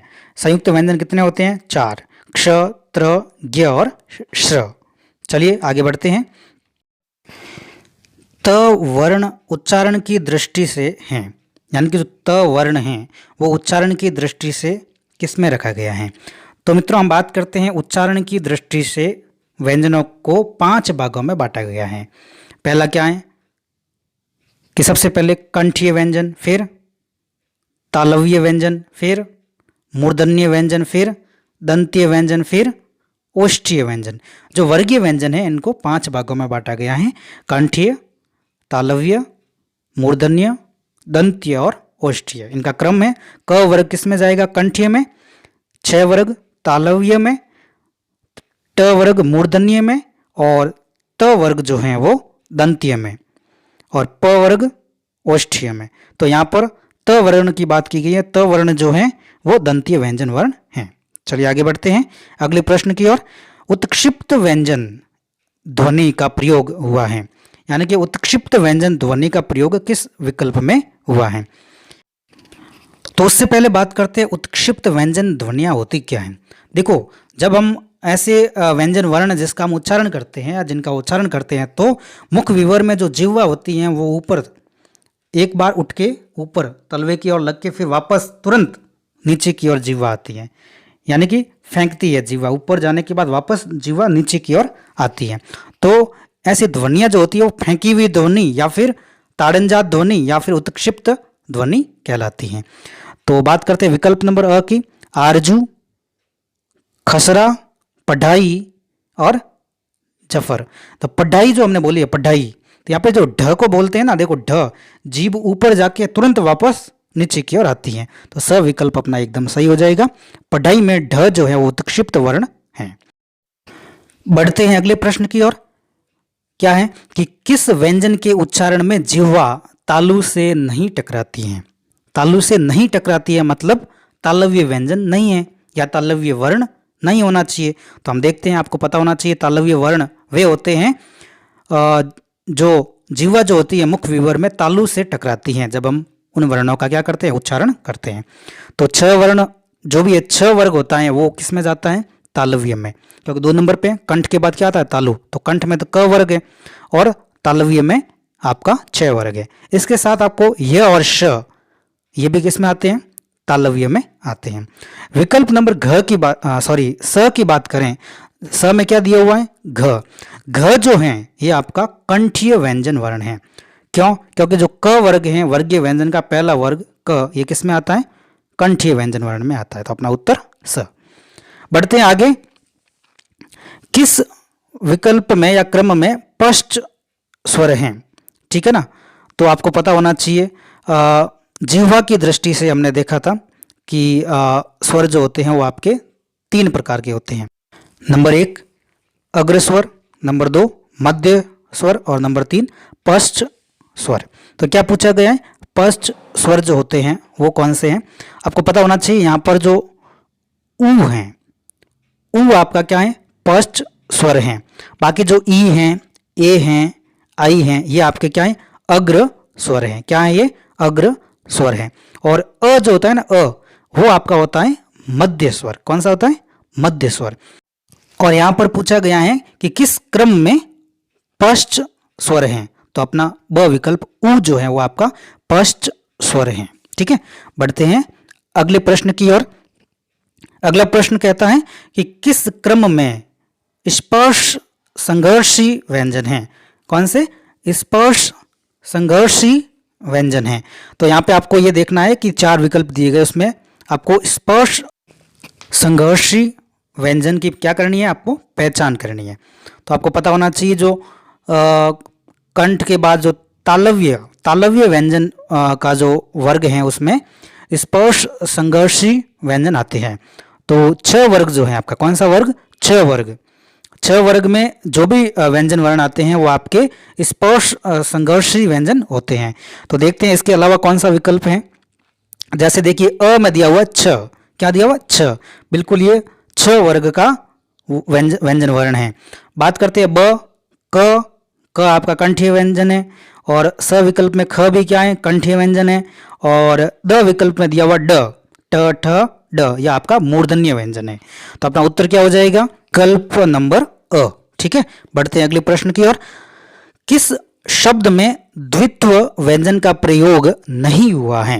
यानी कि ऐसा आपको देखना है किस विकल्प में जो शब्द दिए गए हैं, आपके शब्द 4 जो हैं उसमें द्वित्व व्यंजन का प्रयोग नहीं हुआ है। तो द्वित्व व्यंजन वे व्यंजन होते हैं जिसमें एक व्यंजन आएगा स्वर मुक्त या रहित, और उसके बाद वही व्यंजन स्वर युक्त आएगा, स्वर सहित आएगा। ठीक है, तो हम देखते हैं। तो अ विकल्प में कुत्ता, बिल्कुल त और त, यानी त का यहाँ पे द्वित्व हुआ है। बात करते हैं चक्का, चक्का में क वर्ग जो वर्ण है उसका क्या हुआ है, द्वित्व हुआ है। बिल्ली में ल वर्ण का द्वित्व हुआ है, लेकिन कक्षा में किसी भी प्रकार का कोई द्वित्व नहीं हुआ है। तो अपना उत्तर हो जाएगा द कक्षा। ठीक है, आगे बढ़ते हैं। किस शब्द में संयुक्त व्यंजन का प्रयोग नहीं हुआ है? यानी कि संयुक्त व्यंजन का प्रयोग 3 विकल्प में हुए हैं और एक विकल्प ऐसा है जिसमें संयुक्त व्यंजन का प्रयोग नहीं हुआ है। तो देखते हैं संयुक्त व्यंजन। तो आपको पता है ऐसा मतलब 2 व्यंजन जिसमें जुड़े हुए होते हैं, अलग अलग भी हो सकते हैं। ठीक है, श्रम, बिल्कुल आपका ये तो संयुक्त व्यंजन ही है। श्र, क्षत्र, ज्ञ, श्र, ये जो 4 व्यंजन होते हैं वो आपके संयुक्त व्यंजन होते हैं। और दीक्षा में क्ष आया हुआ है, बिल्कुल, और त्रिशूल में त्रि आया हुआ त्र, बिल्कुल सही बात है। ये जो तीनों विकल्प हैं वो आपके संयुक्त व्यंजन वर्णों के प्रयोग से बने हुए हैं।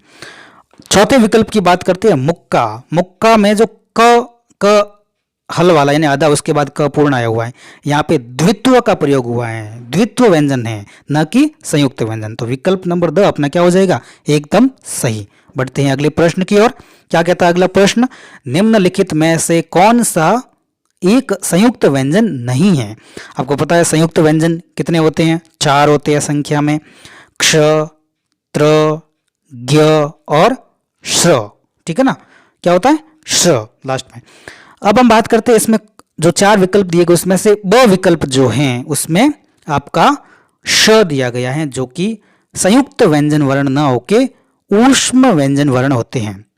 ऊष्म व्यंजन वर्ण संख्या में कितने होते हैं, 4, श, श, स और ह। ये 4 जो व्यंजन वर्ण होते हैं आपके ऊष्म व्यंजन वर्ण होते हैं। तो यहां पर क्या पूछा गया है, संयुक्त व्यंजन नहीं है। तो कौन सा नहीं है, विकल्प नंबर ब। क्यों नहीं है, क्योंकि ये ऊष्म ना होकर क्या है, संयुक्त ना होकर क्या है, ऊष्म व्यंजन वर्ण है। ठीक है, बात करते हैं अन्य 3 विकल्प क्ष, त्र, ज्ञ, ये आपके क्या है, संयुक्त व्यंजन है। बढ़ते हैं अगले प्रश्न की ओर।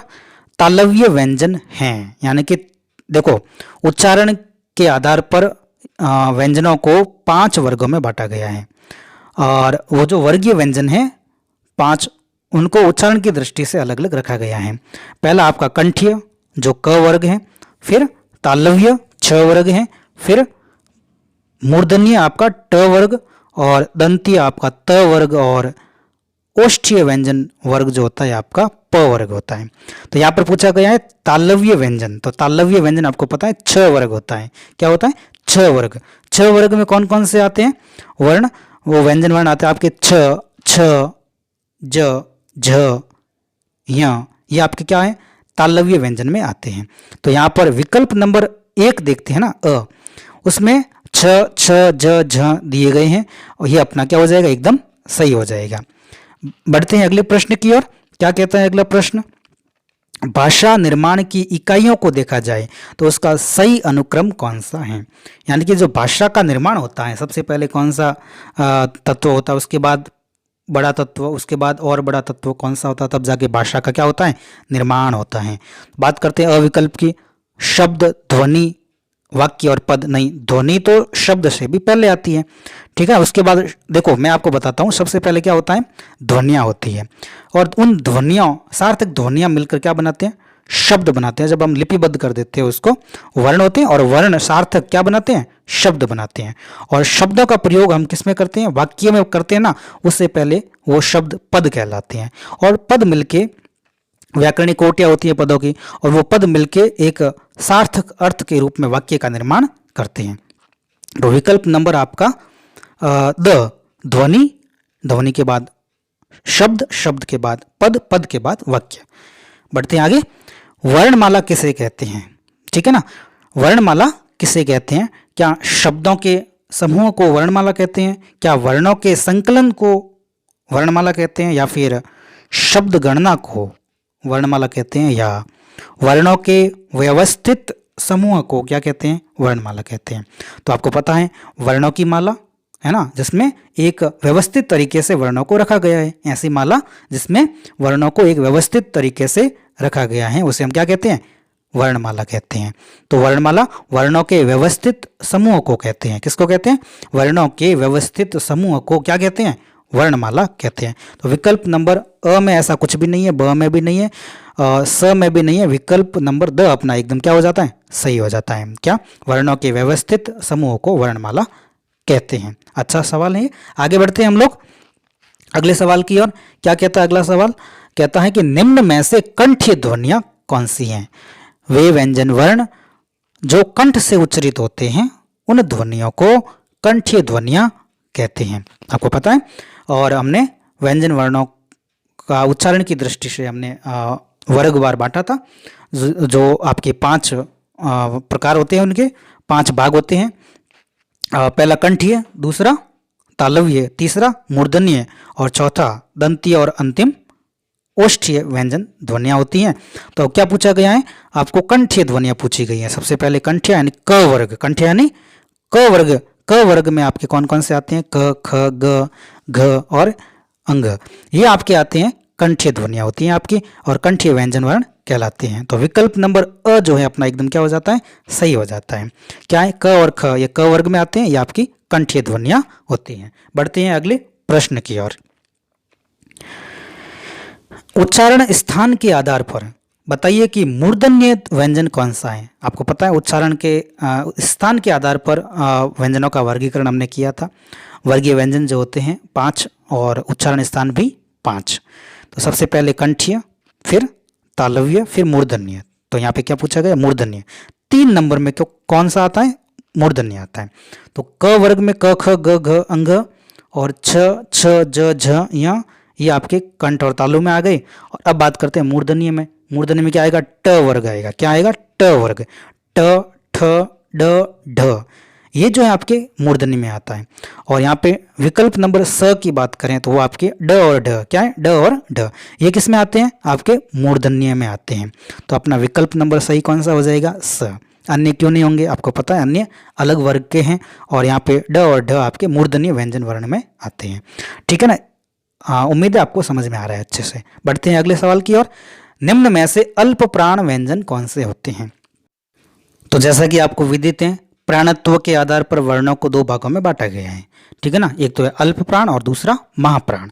अल्प प्राण इसमें क्या होता है कि कम प्राण की आवश्यकता होती है, कम सांस की क्या होती है, आवश्यकता होती है और समय भी क्या लगता है, कम ही लगता है इसमें, इसलिए ये अल्प प्राण व्यंजन वर्ण कहलाते हैं। अल्प प्राण में आपको ध्यान रखना है कौन कौन से आएंगे। वर्ग का आपका पहला, तीसरा और 5वां ये जो वर्ण होते हैं आपके अल्प प्राण वर्ण कहलाते हैं। तो पहला, तीसरा देखते हैं। अ विकल्प में तो स्वर दिए गए हैं। ब विकल्प में आपके क और ग, बिल्कुल पहला और तीसरा है। ये अपना उत्तर एकदम सही हो जाएगा, ब विकल्प। बात करते हैं अगले विकल्प की, थ और भ। थ और भ दूसरा और चौथा जो कि महाप्राण है। और विकल्प नंबर द की बात करें, फ और ब ये भी दूसरा और चौथा महाप्राण है। तो विकल्प नंबर ब अपना सही हो जाएगा। बढ़ते हैं अगले प्रश्न की ओर। निम्न में से नासिकीय व्यंजन ध्वनियां कौन सी हैं। नासिकीय व्यंजन वे व्यंजन होते हैं जिसका उच्चारण करने पर या जिनका उच्चारण करने पर नाक से जिसका उच्चारण किया जाता है उसको हम क्या कहेंगे, नासिकीय व्यंजन कहेंगे या नासिकीय ध्वनियां कहेंगे। ठीक है, तो आपको पता है कि हमने वर्णों को वर्गीय व्यंजन में बांटा गया था, वर्गों में बांटा गया था। तो प्रत्येक वर्ग का जो 5वां यानी कि अंतिम व्यंजन वर्ण होता है वो आपका नासिकीय व्यंजन होता है, यानी कि उसका उच्चारण नाक के द्वारा किया जाता है। तो यहाँ पर पंचम वर्ण आपको ढूंढना है। श आपका है नहीं यहाँ पे वर्गीय व्यंजन। विकल्प नंबर ब की बात करें, यहाँ ये बिल्कुल आपका एकदम सही है। 6 वर्ग का अंतिम 5वां जो वर्ण होता है आपका नासिकीय यहाँ होता है। स विकल्प में ग दिया गया है, बिल्कुल गलत है। और द विकल्प में ज दिया गया जो कि गलत है। बात करते हैं अगले प्रश्न की। ए और आई वर्ण क्या कहलाते हैं, यानी कि विकल्प को देखकर पहचान करनी है कि क्या पूछा गया है। यानी कि ए और आई का उच्चारण स्थान पूछा गया है ना, कौन से उच्चारण की दृष्टि से आपके कौन से वर्ण होते हैं। नासिकीय बिल्कुल नाक से तो इनका उच्चारण होगा नहीं। मूर्धन्य मूर्धा से उच्चारण होगा नहीं। ओष्ठीय ओठ से भी उच्चारण होगा नहीं। कंठ तालव्य अपना उत्तर क्या हो जाएगा, कंठ तालव्य हो जाएगा, क्योंकि ए की बनावट जो है निर्माण है वो अ और ई से होता है। तो अ जो होता है आपका कंठीय व्यंजन वर्ण होता है और कंठीय के अंदर आता है, व्यंजन तो नहीं है वो, अ तो आपका क्या है, स्वर है। तो अ जो है आपकी कंठीय ध्वनि है ये कहेंगे हम, और ई जो है आपकी तालव्य ध्वनि है, इसलिए कंठ तालव्य हो जाएगा। अपना विकल्प नंबर द एकदम क्या हो जाएगा, सही हो जाएगा। बढ़ते हैं अगले सवाल की और क्या कहता है अगला सवाल।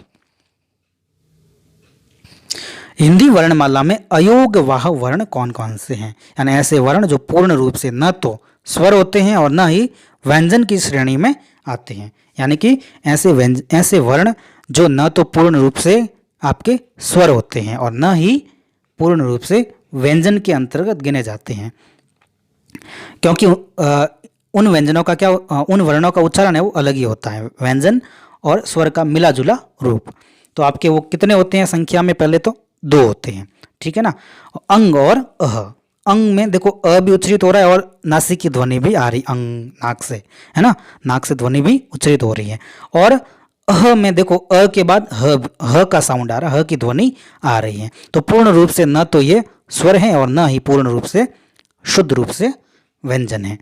इसलिए विकल्प नंबर द अंग और अह ये आपकी कौन सी ध्वनियां हैं? अयोगवाह ध्वनियां हैं। तो कौन से वर्ण कहलाएंगे? ये अयोगवाह वर्ण कहलाएंगे। अगले प्रश्न की ओर बढ़ते हैं। किस शब्द में द्वित्व व्यंजन प्रयुक्त हुआ है? किस शब्द में द्वित्व, बार बार पढ़ा हमने, द्वित्व व्यंजन क्या होते हैं आपको पता ही है। एक ही श्रेणी के आपके व्यंजन होते हैं, यानी कि एक ही व्यंजन होता है। एक तो दो रूप में प्रयोग होता है, एक आपका स्वर रहित और दूसरा वही व्यंजन आपका स्वर सहित होता है। पुनः में बिल्कुल विसर्ग का प्रयोग हुआ है, ऐसा कुछ भी नहीं है, यहाँ पर द्वित्व नहीं नजर आ रहा है। इलाहाबाद, इसमें भी किसी भी प्रकार का द्वित्व का प्रयोग नहीं हुआ है। दिल्ली में, बिल्कुल दिल्ली और उत्साह में आपको वो ध्यान रखना है कि दिल्ली में ल जो वर्ण है इसका द्वित्व हुआ है, लेकिन उत्साह में संयुक्त व्यंजन प्रयोग हुए हैं। त के बाद स है, जो कि आपका द्वित्व नहीं है, सेम नहीं है, एक जैसे नहीं है, लेकिन दिल्ली में ल आपके एक जैसे है, इसलिए वहाँ पे द्वित्व हुआ है। अपना विकल्प नंबर स एकदम सही हो जाएगा। क्यों हो जाएगा? कारण आपको पता है कि ल का द्वित्व हुआ है। बढ़ते अगले प्रश्न की ओर। निम्न में से किस विकल्प में सभी स्पर्श व्यंजन है? स्पर्श व्यंजन है सभी के सभी, ठीक है। तो आपको ये पता होना चाहिए कि स्पर्श व्यंजन में कौन कौन से व्यंजन वर्ण आते हैं। आपको पता है जो वर्गीय व्यंजन होते हैं आपके, जो 25 वो वर्गीय व्यंजन जिनको किस में रखा गया है? स्पर्श व्यंजन में रखा गया है। क वर्ग, छ वर्ग, ट वर्ग, त वर्ग और प वर्ग, ये 5 वर्ग हैं। प्रत्येक वर्ग में 5-5 व्यंजन वर्ण हैं, तो 5 × 5 कितने हो जाते हैं? 25। स्पर्श व्यंजनों की संख्या कितनी होती है? 25 होती है, ठीक है। बात करते हैं यह बिल्कुल अंतस्थ व्यंजन में आता है, स्पर्श में नहीं आता है, और ये तो ऑप्शन आपका कट हो गया। बात करते हैं ब विकल्प की। अब प ओष्ठीय में आता है, बिल्कुल सही है। द दंतीय में आता है, ज तालव्य में आता है, और र, लेकिन र है जो आपका अंतस्थ व्यंजन में आता है। बात करते हैं स विकल्प की। स में है द, क, त, ब, बिल्कुल अपना विकल्प नंबर स एकदम सही हो जाएगा। बढ़ते हैं अगले प्रश्न की ओर। इनमें से हिंदी वर्णमाला से संबंधित कौन सा कथन असत्य है, गलत है? ठीक है, देखते हैं। क्ष संयुक्त व्यंजन वर्ण, बिल्कुल सही बात है। प स्पर्श में आता है, बिल्कुल वर्गीय व्यंजन ओष्ठीय है ना, इसमें आता है प। छ आपका मूर्धन्य व्यंजन है, छ आपका मूर्धन्य नहीं है, आपका तालव्य है। 2 नंबर पे है छ, जो कि आपका तालव्य है। देखो कंठी में क वर्ग, और फिर कंठ के बाद तालव्य है ना, तालव्य में क के बाद छ वर्ग आएगा, और फिर आएगा मूर्धन्य। मूर्धन्य में ट वर्ग आता है, ट, ठ, ड, ढ, वो आते हैं आपके मूर्धन्य में। लेकिन आपको यहाँ पर क्या पूछा गया? आपको असत्य कथन। असत्य कथन आपका कौन सा है? स है। छ आपका मूर्धन्य व्यंजन न होकर क्या होता है? तालव्य व्यंजन वर्ण होता है। ठीक है, समझ में आ गया होगा। बढ़ते हैं अगले प्रश्न की ओर। क्या कहता है अगला प्रश्न? निम्न में से कौन सा विकल्प सत्य नहीं है? सत्य नहीं है, आपको ये ध्यान रखना है। मतलब क्या पूछा गया है? असत्य पूछा गया है। पहला है आ विवृत स्वर, अ मध्य स्वर, और र पार्श्विक व्यंजन, और ओ वृत्तामुखी स्वर। ठीक है, देखते हैं। आ आपका विवृत स्वर है, बिल्कुल सही बात है। आ का जब हम उच्चारण करते हैं तो मुंह पूरा खुला हुआ रहता है। विवृत का मतलब क्या होता है? खुला। और ब विकल्प में अ आपका क्या है? मध्य स्वर है, एकदम सही बात है। ब जो है आपका, सॉरी, ब विकल्प में जो अ है वो आपका मध्य स्वर है। और स विकल्प की बात करें कि र जो है आपका पार्श्विक व्यंजन वर्ण है। देखिए र जो होता है ना आपका, वो पार्श्विक व्यंजन नहीं होता है, वो आपका होता है प्रकंपित व्यंजन होता है। देखिए र को आप उच्चरित करके देखिए, आप बोलिए र, तो र जब बोलते हैं ना तो मुख विवर में क्या होती है? कंपन होती है। ओ जो होती है वृत्तामुखी, एकदम सही है। तो विकल्प नंबर स आपका गलत है। बढ़ते हैं आगे। तो बात करें 73वें प्रश्न की कि यदि नीचे का ओठ पूरी तरह काट दिया जाए तो किस ध्वनि के उच्चारण में आपको कठिनाई होगी? अच्छा प्रश्न है। यानी कि ओठ को पूरी तरह काट दिया जाए नीचे वाला, तो ओष्ठीय व्यंजन के संबंध में यह प्रश्न पूछा गया है। ओष्ठीय व्यंजन जो होते हैं वो आपके 5 होते हैं, और किस वर्ग को ओष्ठीय व्यंजन में रखा गया है? तो वर्ग है आपका प वर्ग। कौन सा वर्गीय व्यंजन का? प वर्ग जो है वो आपका ओष्ठीय व्यंजन के अंतर्गत आता है। तो ओष्ठीय व्यंजन में आती है आपके प, फ, ब, भ, म। इनमें से जो 5 हैं इसमें से एक विकल्प इसमें दिया गया है, वो है आपका विकल्प नंबर ब। क्या है? विकल्प नंबर ब। और उसी में क्या दिया गया है? ब। ब जो है आपका ओष्ठीय व्यंजन वर्ण के अंतर्गत आता है। इसलिए ब वर्ण को बोलने में आपको कठिनाई का सामना करना पड़ेगा। कब? जब नीचे का ओठ पूरी तरह क्या कर दिया जाए? अलग या फिर काट दिया जाए। ठीक है, बहुत ही अच्छा प्रश्न है। बढ़ते हैं अगले प्रश्न की ओर। किस क्रमांक में अघोष व्यंजन है? देखिए, कंपन के आधार पर हमने पढ़ा था कि एक तो होता है सघोष और क्या होता है? एक अघोष। ठीक है ना? तो सघोष और अघोष के बारे में हमने पहले भी जानकारी प्राप्त कर ली है। यहाँ पर पूछा गया है कौन सा आपका अघोष है? कौन सा है? अघोष। तो अघोष आपके हैं श, श, स और ह। ये किस विकल्प में है आपके? तो विकल्प नंबर 1 में य और र बिल्कुल नहीं है, ये आपके सघोष हैं। अंतस्थ व्यंजन जो भी होते हैं वो आपके क्या होते हैं? सघोष होते हैं। और बात करते हैं ब विकल्प की, व और ह। व आपका क्या है? सघोष है, लेकिन ह अघोष है, दोनों नहीं है ना, इसलिए ब विकल्प भी गलत हो जाएगा आपका। स विकल्प की बात करूं, ल और र, ये आपके अंतस्थ व्यंजन जो कि सघोष होते हैं। बात करते हैं विकल्प नंबर द की, श और श, ये जो आपके हैं वो अघोष व्यंजन वर्ण होते हैं। तो विकल्प नंबर कौन सा सही हो जाएगा अपना? विकल्प नंबर द एकदम सही हो जाएगा। बात करते हैं 75वें प्रश्न की। किस व्यंजन के उच्चारण में जीभ तालु से नहीं टकराती है? क्या कह रहा है? किस व्यंजन के उच्चारण में जीभ जो होती है, जिह्वा, वो आपके तालु से बिल्कुल भी नहीं टकराएगी। तो सीधी सी बात है कि निम्नलिखित में से कौन सा तालव्य व्यंजन नहीं है? है ना? कौन सा तालव्य व्यंजन नहीं है? देखिए, तालव्य व्यंजन में आपके आते हैं, एक तो आता है आपका अंतस्थ व्यंजन में य और ऊष्म व्यंजन में श। ठीक है, और उसके अलावा आते हैं च वर्ग। कौन सा वर्ग? छ वर्ग आता है। तो छ वर्ग में अ में दिया हुआ है छ, बिल्कुल ये आपका क्या है? तालु से टकराएगा। और य में भी जीभ है, तालु से टकराएगी। और घ जो है वो आपका कंठीय व्यंजन है। कौन सा है? कंठीय व्यंजन। इसलिए अपना उत्तर क्या हो जाएगा? स। और स में क्या दिया गया है? कंठीय व्यंजन घ। और द विकल्प की बात करें, द में श दिया गया ऊष्म व्यंजन का, जो बिल्कुल तालु से बोला जाता है। बढ़ते हैं अगले प्रश्न की ओर। निम्न में से हिंदी वर्णमाला से संबंधित कौन सा कथन आपका क्या है? असत्य यानी गलत है। यानी असत्य कथन आपको ढूंढना है और गलत कथन आपको ढूंढना है, एक ही बात है। तो बात करते हैं अ विकल्प की, कि छ वर्ग को स्पर्श संघर्षी वर्ण कहा जाता है। बिल्कुल कहा जाता है। छ जो है वो आपका स्पर्श संघर्षी वर्ण है, और छ वर्ग पूरा है वो भी किस में आएगा? स्पर्श संघर्षी वर्ण व्यंजन वर्ण में आएंगे। बात करते हैं ब विकल्प की, क वर्ग को कंठीय वर्ण कहा जाता है। बिल्कुल सही बात है। और स विकल्प की बात करें, त वर्ग को मूर्धन्य व्यंजन कहा जाता है। बिल्कुल भी गलत बात है। त वर्ग आपका दंतीय व्यंजन कहलाता है।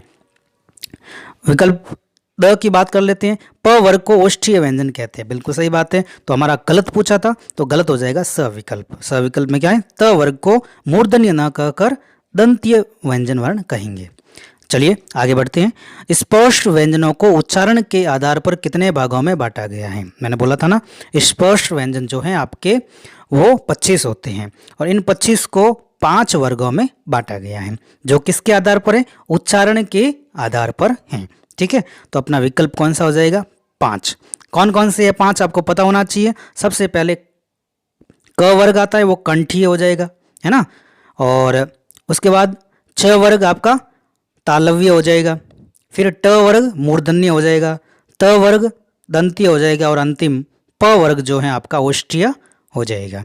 तो उच्चारण के आधार पर व्यंजन, स्पर्श व्यंजन है, उनको 5 भागों में बांटा गया है। किस देखिए, एक सीधा आ जाए ना स्पर्श व्यंजन, वो तो आपके 3 भागों में है। सॉरी, सीधा व्यंजन पूछा जाए तो आपके 3 भागों में विभक्त किया गया है। एक तो स्पर्श, अंतस्थ और ऊष्म। और उच्चारण के आधार पर स्पर्श व्यंजनों के कितने भाग कर लिए? 5, जो हमने बात कर ली है। बढ़ते हैं अगले प्रश्न की ओर। क्या कहता है अगला प्रश्न? कि मात्राओं की संख्या कितनी होती है? मात्राओं की संख्या को लेकर क्या पूछा गया है? सवाल पूछा गया है। अच्छा सवाल है कि मात्राओं की संख्या आपको पता है स्वरों पर निर्भर करती है। स्वर जितने होते हैं उतनी मात्राएं होती हैं। क्यों? ये व्यंजनों के साथ लगती है। लेकिन आपको यह पता होना चाहिए कि अस्वर की कोई मात्रा नहीं होती है। अस्वर की जब कोई मात्रा नहीं होती है और कुल स्वर संख्या में होते हैं 11, 11 में से अ स्वर चला गया, यानी उसकी कोई मात्रा है नहीं, पीछे रहे आपके 10, है ना। तो उन 10 स्वरों की क्या होती हैं, मात्राएं होती हैं। तो अपना उत्तर क्या हो जाएगा, ब विकल्प में 10। लेकिन फिर अ जो स्वर है ना, वो क्या काम क्या करता है, वो क्या करे, विशुद्ध, जो पूर्ण रूप से शुद्ध व्यंजन होते हैं, शुद्ध व्यंजन जो हल वाले होते हैं उसको पूर्णता प्रदान करते हैं, है ना। वो हल हट जाएगा और वापस पूरा वर्ण बन जाएगा, ये काम होता है। बात करते हैं अगले प्रश्न की, किस विकल्प में दीर्घ ई स्वर का उच्चारण स्थान सही दिया गया है ना, मतलब किस विकल्प में दीर्घ ई स्वर का सही उच्चारण स्थान दिया गया है। तो हमें उच्चारण स्थान पता करना है किसका, दीर्घ ई का। क्या वो कंठ से उच्चरित, या फिर तालु से, या मूर्धा, या फिर दंत से। कंठ से है वो अ आ, और तालु से ऋस्व ई और दीर्घ ई, ये आपको ध्यान रखना है। मूर्धा से री, ठीक है। दंत से किसी भी स्वर का कोई उच्चारण नहीं होता है। अब बात करते हैं, यहां पर दीर्घ ई पूछा गया है, तो अपना उत्तर क्या हो जाएगा, तालु, है ना। ऋस्व ई और दीर्घ ई तालु से उच्चरित होते हैं, तो उच्चारण स्थान क्या होता है, तालु।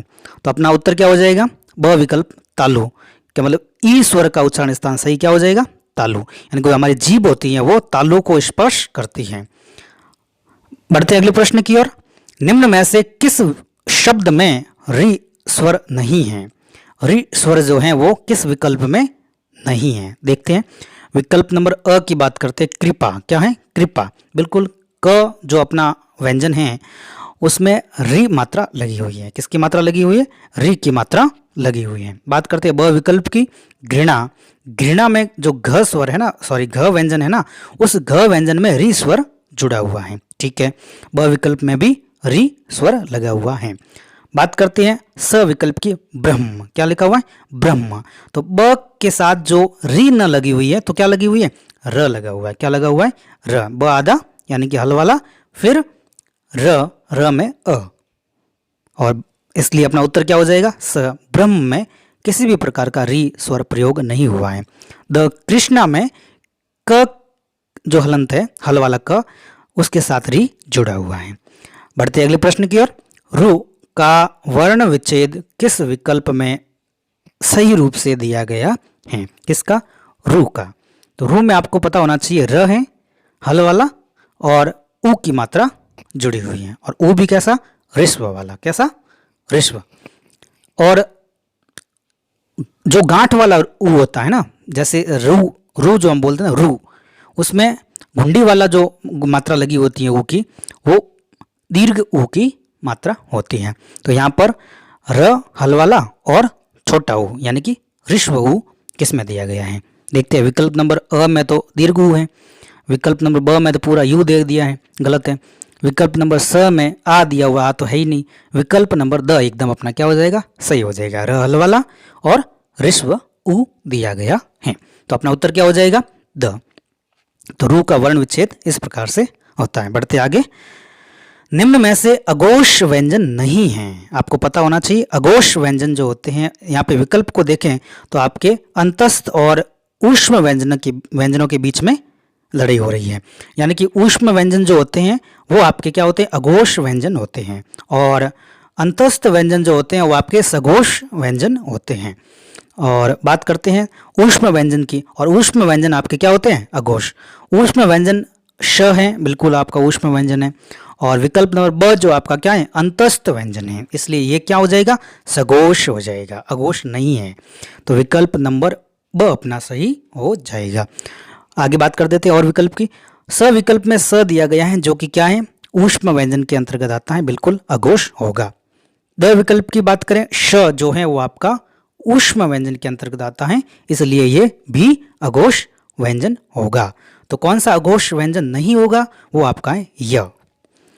निम्न में से कौन सा कथन असत्य है, सॉरी, निम्न में से कौन सा विकल्प आपका क्या है, असत्य है। यहाँ पर संयुक्त व्यंजन वर्ण दिए गए हैं और उनका सामने वर्ण विच्छेद किया गया है। क्ष, त्र, ज्ञ, श्र, ये जो 4 व्यंजन वर्ण हैं ये आपके संयुक्त व्यंजन वर्ण के अंतर्गत आते हैं। क्ष का क और श बिल्कुल सही बात है। त्र का हल त और र बिल्कुल सही बात है। ज्ञ का हल ग और य बिल्कुल गलत बात है। और द विकल्प में श और र बिल्कुल सही बात है। तो असत्य पहचान करनी थी, जो कि विकल्प नंबर स हो जाएगा। तो फिर सही क्या होगा इसका? ज्ञ का होगा ज, है ना, हल हल वाला ज और य। च वर्ग का अंतिम जो होता है य पंचम वर्ण, वो जुड़ के क्या बनता है? ज्ञ बनता है। ठीक है, बढ़ते आगे। प्राणवायु या प्राणत्व के आधार पर व्यंजनों के वर्गीकरण के बारे में बात की गई है। यानी कि प्राणवायु के आधार पर व्यंजनों के कितने भेद होते हैं, या फिर प्राणवायु के आधार पर व्यंजनों को कितने भागों में बांटा गया है। बात करते हैं विकल्प नंबर अ की अल्प प्राण, और ब विकल्प में क्या है? महाप्राण, और स विकल्प में अ और ब जो उपयुक्त विकल्प हैं वो दोनों, और द विकल्प में इनमें से कोई नहीं। तो यहाँ पर प्राणवायु के आधार पर, प्राणत्व के आधार पर व्यंजनों के वर्गीकरण के बारे में पूछा गया है, जो कि दो प्रकार के होते हैं, जैसा कि आपको विदित है। एक तो अल्प प्राण और एक महाप्राण, एक अल्प प्राण और एक महाप्राण। और किस विकल्प में है? अल्प प्राण और महाप्राण अ और ब में, और विकल्प नंबर स दिया गया है अ और ब दोनों। बिल्कुल सही बात है, अ और ब दोनों जो हैं वो आपके प्राणवायु के आधार पर व्यंजनों के वर्गीकरण के अंतर्गत आते हैं। तो अपना विकल्प नंबर स एकदम सही हो जाएगा। बढ़ते हैं आगे। कंपन के आधार पर व्यंजनों को कितने भागों में बांटा गया है? इसके बारे में हमने पहले जानकारी प्राप्त कर ली है। कंपन के आधार पर व्यंजनों का वर्गीकरण पूछा गया है। तो कंपन के आधार पर व्यंजन जो हैं वो दो भागों में बांटे गए हैं। कंपन के आधार पर व्यंजनों का वर्गीकरण दो प्रकार से होता है। पहला है आपका अघोष, दूसरा सघोष। क्या हो जाएगा? नंबर 1 अघोष और नंबर 2 सघोष। और आपको पता है अघोष और सघोष जो कंपन के आधार पर व्यंजनों के अंतर्गत आते हैं, और विकल्प नंबर अ जो दिया गया है 2, ये अपना एकदम क्या हो जाएगा? सही हो जाएगा। ठीक है ना। और अघोष और सघोष के बारे में हमने बात पहले अच्छे से कर ली है कि इनके अंदर कौन कौन से व्यंजन वर्ण आते हैं। अच्छा बताओ, अंतस्थ व्यंजन जो होते हैं वो किस में आते हैं? अंतस्थ व्यंजन अघोष में आते हैं या फिर सघोष में आते हैं? और ऊष्म व्यंजन अघोष में आते हैं या फिर सघोष में आते हैं? कमेंट करके जरूर बताएं। बढ़ते हैं आगे। श के साथ री की मात्रा जोड़ने पर क्या बनेगा? श के साथ री की मात्रा जोड़ने पर क्या बनेगा? बहुत ही अच्छा सवाल है। तो देखते हैं, श के साथ हम री जब जोड़ते हैं तो श्री बनता है। क्या बनता है? श्री। क्या बनता है? श्री। और विकल्प नंबर अ में दिया हुआ है श्र, जो कि श के साथ र जुड़ा हुआ है। क्या जुड़ा हुआ है? र, न कि री। तो विकल्प नंबर ए अपना गलत। ब विकल्प में स के साथ री है और हमें क्या जोड़ना है? श के साथ री। तो विकल्प नंबर ब भी अपना क्या हो जाएगा? गलत। विकल्प नंबर स की बात करें, इसमें दिया गया श्री। क्या दिया हुआ है? श्री। देखो इसमें क्या जोड़ा हुआ है? श जोड़ा हुआ है, उसके साथ र जोड़ा हुआ है, र में दीर्घ ई जोड़ी हुई। ऐसा कुछ भी नहीं पूछा गया है। विकल्प नंबर द की बात करते हैं, श्री। बिल्कुल सही बात है। विकल्प नंबर द अपना क्या हो जाएगा? सही हो जाएगा। बढ़ते हैं अगले प्रश्न की ओर। क्या कहता है? जिन स्वरों के उच्चारण में होठ जो हैं वो गोलाकार हो जाते हैं। कैसे हो जाते हैं? गोलाकार। उन्हें हम क्या कहते हैं? देखो स्वरों का विभाजन किया गया है ओष्ठ आकृति के आधार पर। कैसे? ओष्ठ आकृति के आधार पर। ओष्ठ आकृति के आधार पर स्वरों को दो भागों में विभक्त किया गया है। एक तो वृत्तामुखी और एक अवृत्तामुखी। यानी ऐसे स्वर जिनका हम उच्चारण करते हैं जब होठ गोल हो जाते हैं तब उन्हें हम कहेंगे वृत्तामुखी, और होठ गोल नहीं होते हैं उसे हम क्या कहेंगे? अवृत्तामुखी कहेंगे। तो इसमें पूछा गया जिन स्वरों के उच्चारण में होठ गोल हो जाते हैं, गोल आकृति के हो जाते हैं, उसे हम क्या कहेंगे? वृत्तामुखी कहेंगे। वृत्त यानी क्या होता है? वृत्त गोल आकृति का होता है ना, इसलिए वृत्तामुखी कहेंगे। अवृत्तामुखी, इसके अलावा जैसे कुछ स्वर होते हैं जिसका उच्चारण करने पर होठ गोल नहीं हो पाते हैं, इसलिए उसे हम अवृत्तामुखी कहेंगे। जैसे हम ऊ बोलते हैं, ऊ क्या है? वृत्तामुखी स्वर है। बढ़ते हैं आगे। काकल्य। काकल्य वर्ण है। काकल्य का मतलब होता है जो अपना मतलब कंठ से भी ऊपरी स्थान से हम जब उसका उच्चारण करते हैं तो सीधा बिना किसी मुख विवर में मुख अवयवों का प्रयोग करते हुए सीधा निकल जाता है उच्चारण, उसे हम क्या कहेंगे? काकल्य वर्ण कहेंगे। देखिए बोलते हैं अविकल्प में त जब बोलते हैं ना मुख विवर में जिह्वा दंत को स्पर्श करती है, इसलिए ये अपना विकल्प नहीं होगा। ध जो है त थ द ध त वर्ग का ही है, ये भी आपका क्या हो जाएगा? जिह्वा दंत को स्पर्श करती हैं तो ये भी आपका दंतीय वर्ण हो जाएगा। बात करते हैं भ, तो प वर्ग का है, प फ ब भ, ये भ जो है आपका ओष्ठीय व्यंजन हो जाएगा, क्योंकि उच्चारण करने पर जिह्वा का प्रयोग कम होकर ओठों का प्रयोग ज़्यादा होता है, भ है ना, ओठ आपस में मिलते हैं। इसलिए अपना विकल्प नंबर ह जो है, सॉरी द में क्या लिखा हुआ है, ह आपका क्या है, सीधा काकल्य से बोला जाता है।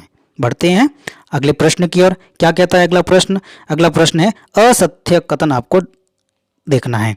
असत्य कथन जो है वो आप पहचान करना है कि अ विकल्प जो है अ और आ स्वर कंठीय स्वर होते हैं। बिल्कुल कंठीय स्वर अ आ होते हैं, बिल्कुल सही बात है। कंठीय व्यंजन कौन कौन से होते हैं? क वर्ग होता है, बिल्कुल सही बात है। बात करते हैं ब विकल्प की। ऋस्व ई और दीर्घ ई स्वर जो हैं वो तालव्य स्वर होते हैं। कंठ के बाद तालु, आ के बाद ई, बिल्कुल सही बात है, तालव्य है। बात करते हैं उ ऋस्व और उ दीर्घ स्वर कंठ ओष्ठीय स्वर होते हैं। नहीं, कंठ ओष्ठीय नहीं होते हैं, केवल ओष्ठीय स्वर होते हैं, ठीक है ना। और इसलिए अपना उत्तर क्या हो जाएगा? स विकल्प। बात करते हैं द विकल्प की। री स्वर मूर्धन्य स्वर है, बिल्कुल सही बात है, ठीक है ना। अ आ ई के बाद क्या? री, री जो है आपका मूर्धन्य स्वर हो जाएगा। बढ़ते हैं आगे। सत्य कथन की पहचान करनी है। सत्य कथन इसमें पहचान करना है। ई ऋस्व और ई दीर्घ स्वर अर्ध संवृत स्वर हैं। ब विकल्प कहता है आ स्वर विवृत स्वर हैं, अ स्वर विवृत स्वर हैं, उ स्वर अर्ध विवृत स्वर हैं। विवृत का मतलब होता है खुला हुआ, यानी इसमें आपको यह देखना है कि कौन सा कथन आपका सत्य है। आ का उच्चारण करके देखिए। आ स्वर जब बोलते हैं तो मुख जो है वो पूरा लगभग खुला हुआ प्रतीत होता है, खुला हुआ महसूस होता है ना। बोलिए आ, जैसे आ बोलते हैं ना, तो आ स्वर क्या हो गया? विवृत, और विवृत का मतलब क्या होता है? खुला हुआ होता है। तो इसलिए अपना विकल्प नंबर ब क्या हो जाएगा? एकदम सही हो जाएगा। बढ़ते हैं अगले प्रश्न की ओर। क्या कहता है अगला प्रश्न? देखिए, दीर्घ स्वर है, यानी कि आपको दीर्घ स्वर की पहचान करनी है। उत्पत्ति के आधार पर स्वरों का वर्गीकरण जब किया गया था तो स्वरों को 3 भागों में बांटा गया था। उत्पत्ति के आधार पर ऋस्व स्वर, दीर्घ स्वर और प्लुत स्वर। यहाँ पर बात की गई है न तो ऋस्व की न प्लुत की, बात की गई है दीर्घ स्वर की। तो आपको पता होना चाहिए जो ऋस्व स्वर होते हैं ना वो आपके 4 होते हैं। कितने होते हैं? 4। अ ऋस्व, ई ऋस्व, उ और री, ये आपके 4 क्या होते हैं? ऋस्व स्वर होते हैं। यहाँ पर बात की गई है दीर्घ स्वर की, यानी कि अ ऋस्व ई ऋस्व उ और री के अलावा जो भी हैं वो आपके क्या हो जाएंगे? क्या हो जाएंगे? दीर्घ स्वर हो जाएंगे। तो यहाँ पर विकल्प नंबर स आपका क्या हो जाएगा? एकदम सही हो जाएगा। अन्य विकल्प जो हैं आपके क्या हो जाएंगे? ऋस्व स्वर के अंतर्गत माने जाते हैं। और स विकल्प में ओ जो है आपका क्या है? दीर्घ स्वर के अंतर्गत आता है। ठीक है, आई होप आपको समझ में आ गया होगा। बढ़ते हैं अगले प्रश्न की ओर। वृक्ष शब्द का वर्ण विच्छेद कीजिए। वर्ण विच्छेद को लेकर भी काफ़ी सवाल आजकल ट्रेंड में चल रहे हैं, कई परीक्षाओं में आते भी हैं। बात करते हैं वृक्ष शब्द का वर्ण विच्छेद। देखिए, व हल वाला, फिर री की मात्रा जुड़ी हुई है, री स्वर है, फिर क्ष का वर्ण विच्छेद हमने पीछे देख लिया, क श और अ। तो देखते हैं सबसे पहले व के साथ री कहाँ जुड़ा हुआ है? ब विकल्प में। किसमें? ब विकल्प में व के साथ री है, बिल्कुल, तो व्री बन गया। फिर क्ष का वर्ण विच्छेद है क हल वाला, श हल वाला और पीछे अ। देखते हैं ना, विकल्प नंबर ब की बात कर रहे हैं, व के साथ री जुड़ा हुआ है तो व्री बन गया। ठीक है, क्ष का हम करते हैं तो क श और अ, इसलिए अपना विकल्प नंबर क्या हो जाएगा? ब एकदम सही हो जाएगा। अन्य विकल्प क्या हो जाएंगे? असत्य या गलत हो जाएंगे। ठीक है, और अन्य क्यों है कि अ विकल्प में व के साथ री है, ऐसा तो कुछ है नहीं, और व के साथ र इसमें है नहीं। स विकल्प की बात करें तो द विकल्प भी अपना गलत है। बात करते हैं अगले प्रश्न की ओर। क्षत्रिय शब्द का वर्ण विच्छेद क्या होगा? क्षत्रिय में आपको पता होना चाहिए, यहाँ पर क्ष और त्र की बात की गई है। क्ष आपको पता है क हल वाला, श हल वाला और अ कहाँ पे है? देखिए, पहले की बात करें अ की तो क के बाद श शलगम वाला, ये तो है नहीं। ठीक है ना, तो पहला और दूसरा विकल्प गलत हो जाएगा। बात करते हैं तीसरे और चौथे विकल्प की। तीसरे विकल्प में क हल लें और फिर श हल लें, फिर अ है, लेकिन चौथे विकल्प में क पूरा दिया गया है स्वर सहित, जो कि गलत हो जाएगा। वर्ण विच्छेद में स्वर को अलग रखा जाता है, इसलिए अ ब द विकल्प अपने गलत हो जाएंगे। बात करते हैं स विकल्प की। क के बाद श अ क्ष बन गया। ठीक है, फिर बनाते हैं त्रि, त हल र हल और ऋष्वई त्रि, बिल्कुल सही बात है। फिर य हल और स विकल्प अपना एकदम क्या हो जाएगा, सही हो जाएगा। ठीक है ना, क्षत्रिय का वर्ण विच्छेद इस प्रकार होगा। बढ़ते हैं अगले प्रश्न की ओर। राष्ट्रीय शब्द का वर्ण विच्छेद क्या होगा? किसका? राष्ट्रीय, यानी र के बाद आ, र हल होगा, तो चारों विकल्प में र हल दिया हुआ है, बिल्कुल सही बात है। फिर आएगा आ स्वर, तो बिल्कुल चारों विकल्प में आपको र के साथ आ जुड़ा हुआ दिख रहा है। ठीक है, उसके बाद श, देखो आधा दिख रहा है ना, श, तो आधा श के बाद मतलब आधा श दिखेगा, उसके बाद कोई भी स्वर नहीं दिखेगा, तो तीनों में है, चारों में है। ठीक है ना, यहाँ तक श तक तो एकदम सही है। फिर ट्री, ट्र है ना, ट्र, तो ट्र करते हैं पहले, ट्री ट्री, तो ट आएगा। अभी तक तो ट तक तो चारों विकल्प सही है, फिर र तक भी चारों विकल्प सही है। फिर ई, दीर्घ ई कहाँ है? देखिए अ में है, न ब में है, न द में है, स विकल्प आपका क्या हो जाएगा, एकदम राष्ट्रीय पूछा गया है ना, तो द विकल्प हो जाएगा। द विकल्प में थोड़ी सी गलती है, आप देखना, राष्ट्रीय ट के बाद र के बाद दीर्घ ई होगा, है ना, ऋष्व की जगह आप क्या कर दोगे, दीर्घ ई, और दीर्घ ई के बाद य का क्या किया गया है, वर्ण विच्छेद, बिल्कुल अपना विकल्प नंबर द एकदम सही हो जाएगा। बात करते हैं निर्माण शब्द का वर्ण विच्छेद क्या होगा? निर्माण में आपको पता है न हल के बाद ऋष्व ई आएगा, न हल के बाद ऋष्व ई चारों विकल्प में है। ठीक है, फिर म के ऊपर र रेफ के रूप में है, तो र पहले आएगा हल वाला, चारों विकल्प में अभी तक सही है। फिर माँ, म हल फिर आ, म हल और आ ढूंढते हैं, म हल और आ विकल्प में भी है, म हल के बाद सीधा न हल ब विकल्प गलत, म हल के बाद आ आया हुआ स विकल्प सही है। तो अ और स में क्या है, लड़ाई है। तो बात करते हैं अ और स में, फिर न में न हल वाला और अ हो जाएगा, लेकिन अन्य विकल्प में ऐसा नहीं है, अ विकल्प अपना एकदम सही हो जाएगा। निर्माण का वर्ण विच्छेद इस प्रकार से होगा। बढ़ते हैं अगले प्रश्न की ओर। क्या कहता है अगला प्रश्न? अंतस्थ व्यंजनों का सही क्रम आपको बताना है, यानी कि चार विकल्प दिए गए हैं और इसमें आपके अंतस्थ व्यंजनों को रखा गया है। किस विकल्प में आपके अंतस्थ व्यंजन सारे के सारे एकदम सही क्रम में रखे गए? हिंदी का जो क्रम है ना, संस्कृत का क्रम अलग होता है और हिंदी का क्रम अंतस्थ व्यंजनों का अलग होता है। तो बात करते हैं, पहले आएगा य, क्या आएगा, य, फिर र, फिर ल, फिर व, तो य र ल व किस विकल्प में है? पहला विकल्प देते हैं य व र ल, बिल्कुल गलत है, य र व ल नहीं होगा, य र ल व होगा। तो स विकल्प की बात करें, य र ल व, बिल्कुल स विकल्प आपका एकदम सही हो जाएगा। द विकल्प गलत क्यों है? य ल र व नहीं होगा, य र ल व होगा, तो स विकल्प एकदम अपना क्या हो जाएगा, सही हो जाएगा, जो क्रम पूछा गया है सही वाला।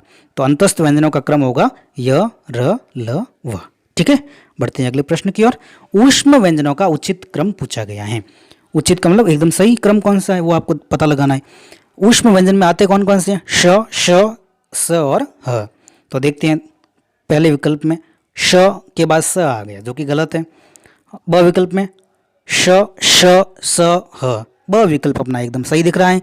अन्य विकल्प की बात करते हैं, स में स, श, श, ह गलत है। द विकल्प श, स, ह, श, जो कि ये भी क्या है, गलत है आपका। ब विकल्प आपका एकदम सही है उचित क्रम में। उचित क्रम जो है अपना श, श, स और ह एकदम ऊष्म व्यंजनों का उचित क्रम है। ठीक है, तो अंतस्थ व्यंजनों का हमने देखा, ऊष्म व्यंजनों का भी उचित क्रम आपने देख लिया है। ऐसे प्रश्न भी आजकल आ सकते हैं। बढ़ते हैं अपने अंतिम प्रश्न की ओर। हम आ गए अपने शतक पर, यानी शतक लगाने वाले हैं अब हम। सृष्टि शब्द का वर्ण विच्छेद क्या होगा? स के बाद री की मात्रा लगी गई है, तो री हमें ढूंढना है स के बाद, तो स के बाद र पहले विकल्प में गलत हो जाएगा। ब विकल्प की बात करें, स के बाद र है, ये भी गलत हो जाएगा। स विकल्प की बात करें, स के बाद र है, तो अ ब स तीनों विकल्प अपने क्या हो जाएंगे, गलत।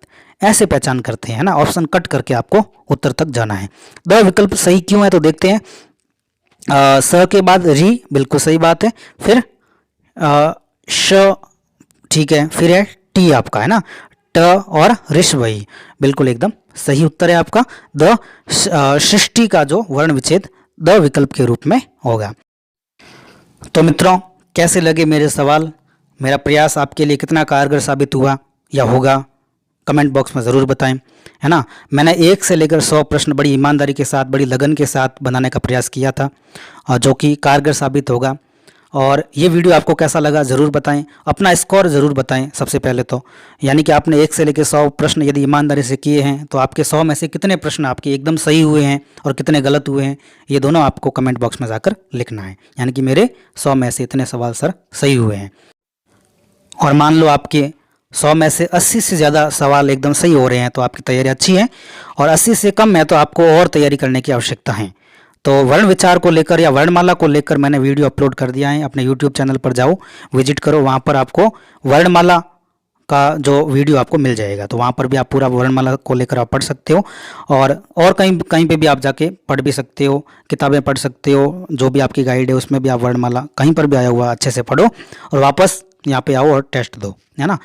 तो आई होप आपको ये वीडियो बहुत ही अच्छे से समझ में आया होगा, सारे प्रश्न बहुत ही अच्छे थे, और उम्मीद है आपने बहुत अच्छे से इस वीडियो को एंजॉय किया होगा और अपनी तैयारी को और ज़्यादा मजबूती प्रदान करें। तो एक बार फिर से आप सभी का बहुत बहुत धन्यवाद। वीडियो को लाइक करना न भूलें, चैनल पर नए हैं तो सब्सक्राइब करना बिल्कुल न भूलें, दोस्तों के साथ क्या करें, ज़्यादा से ज़्यादा शेयर करें। जय हिंद।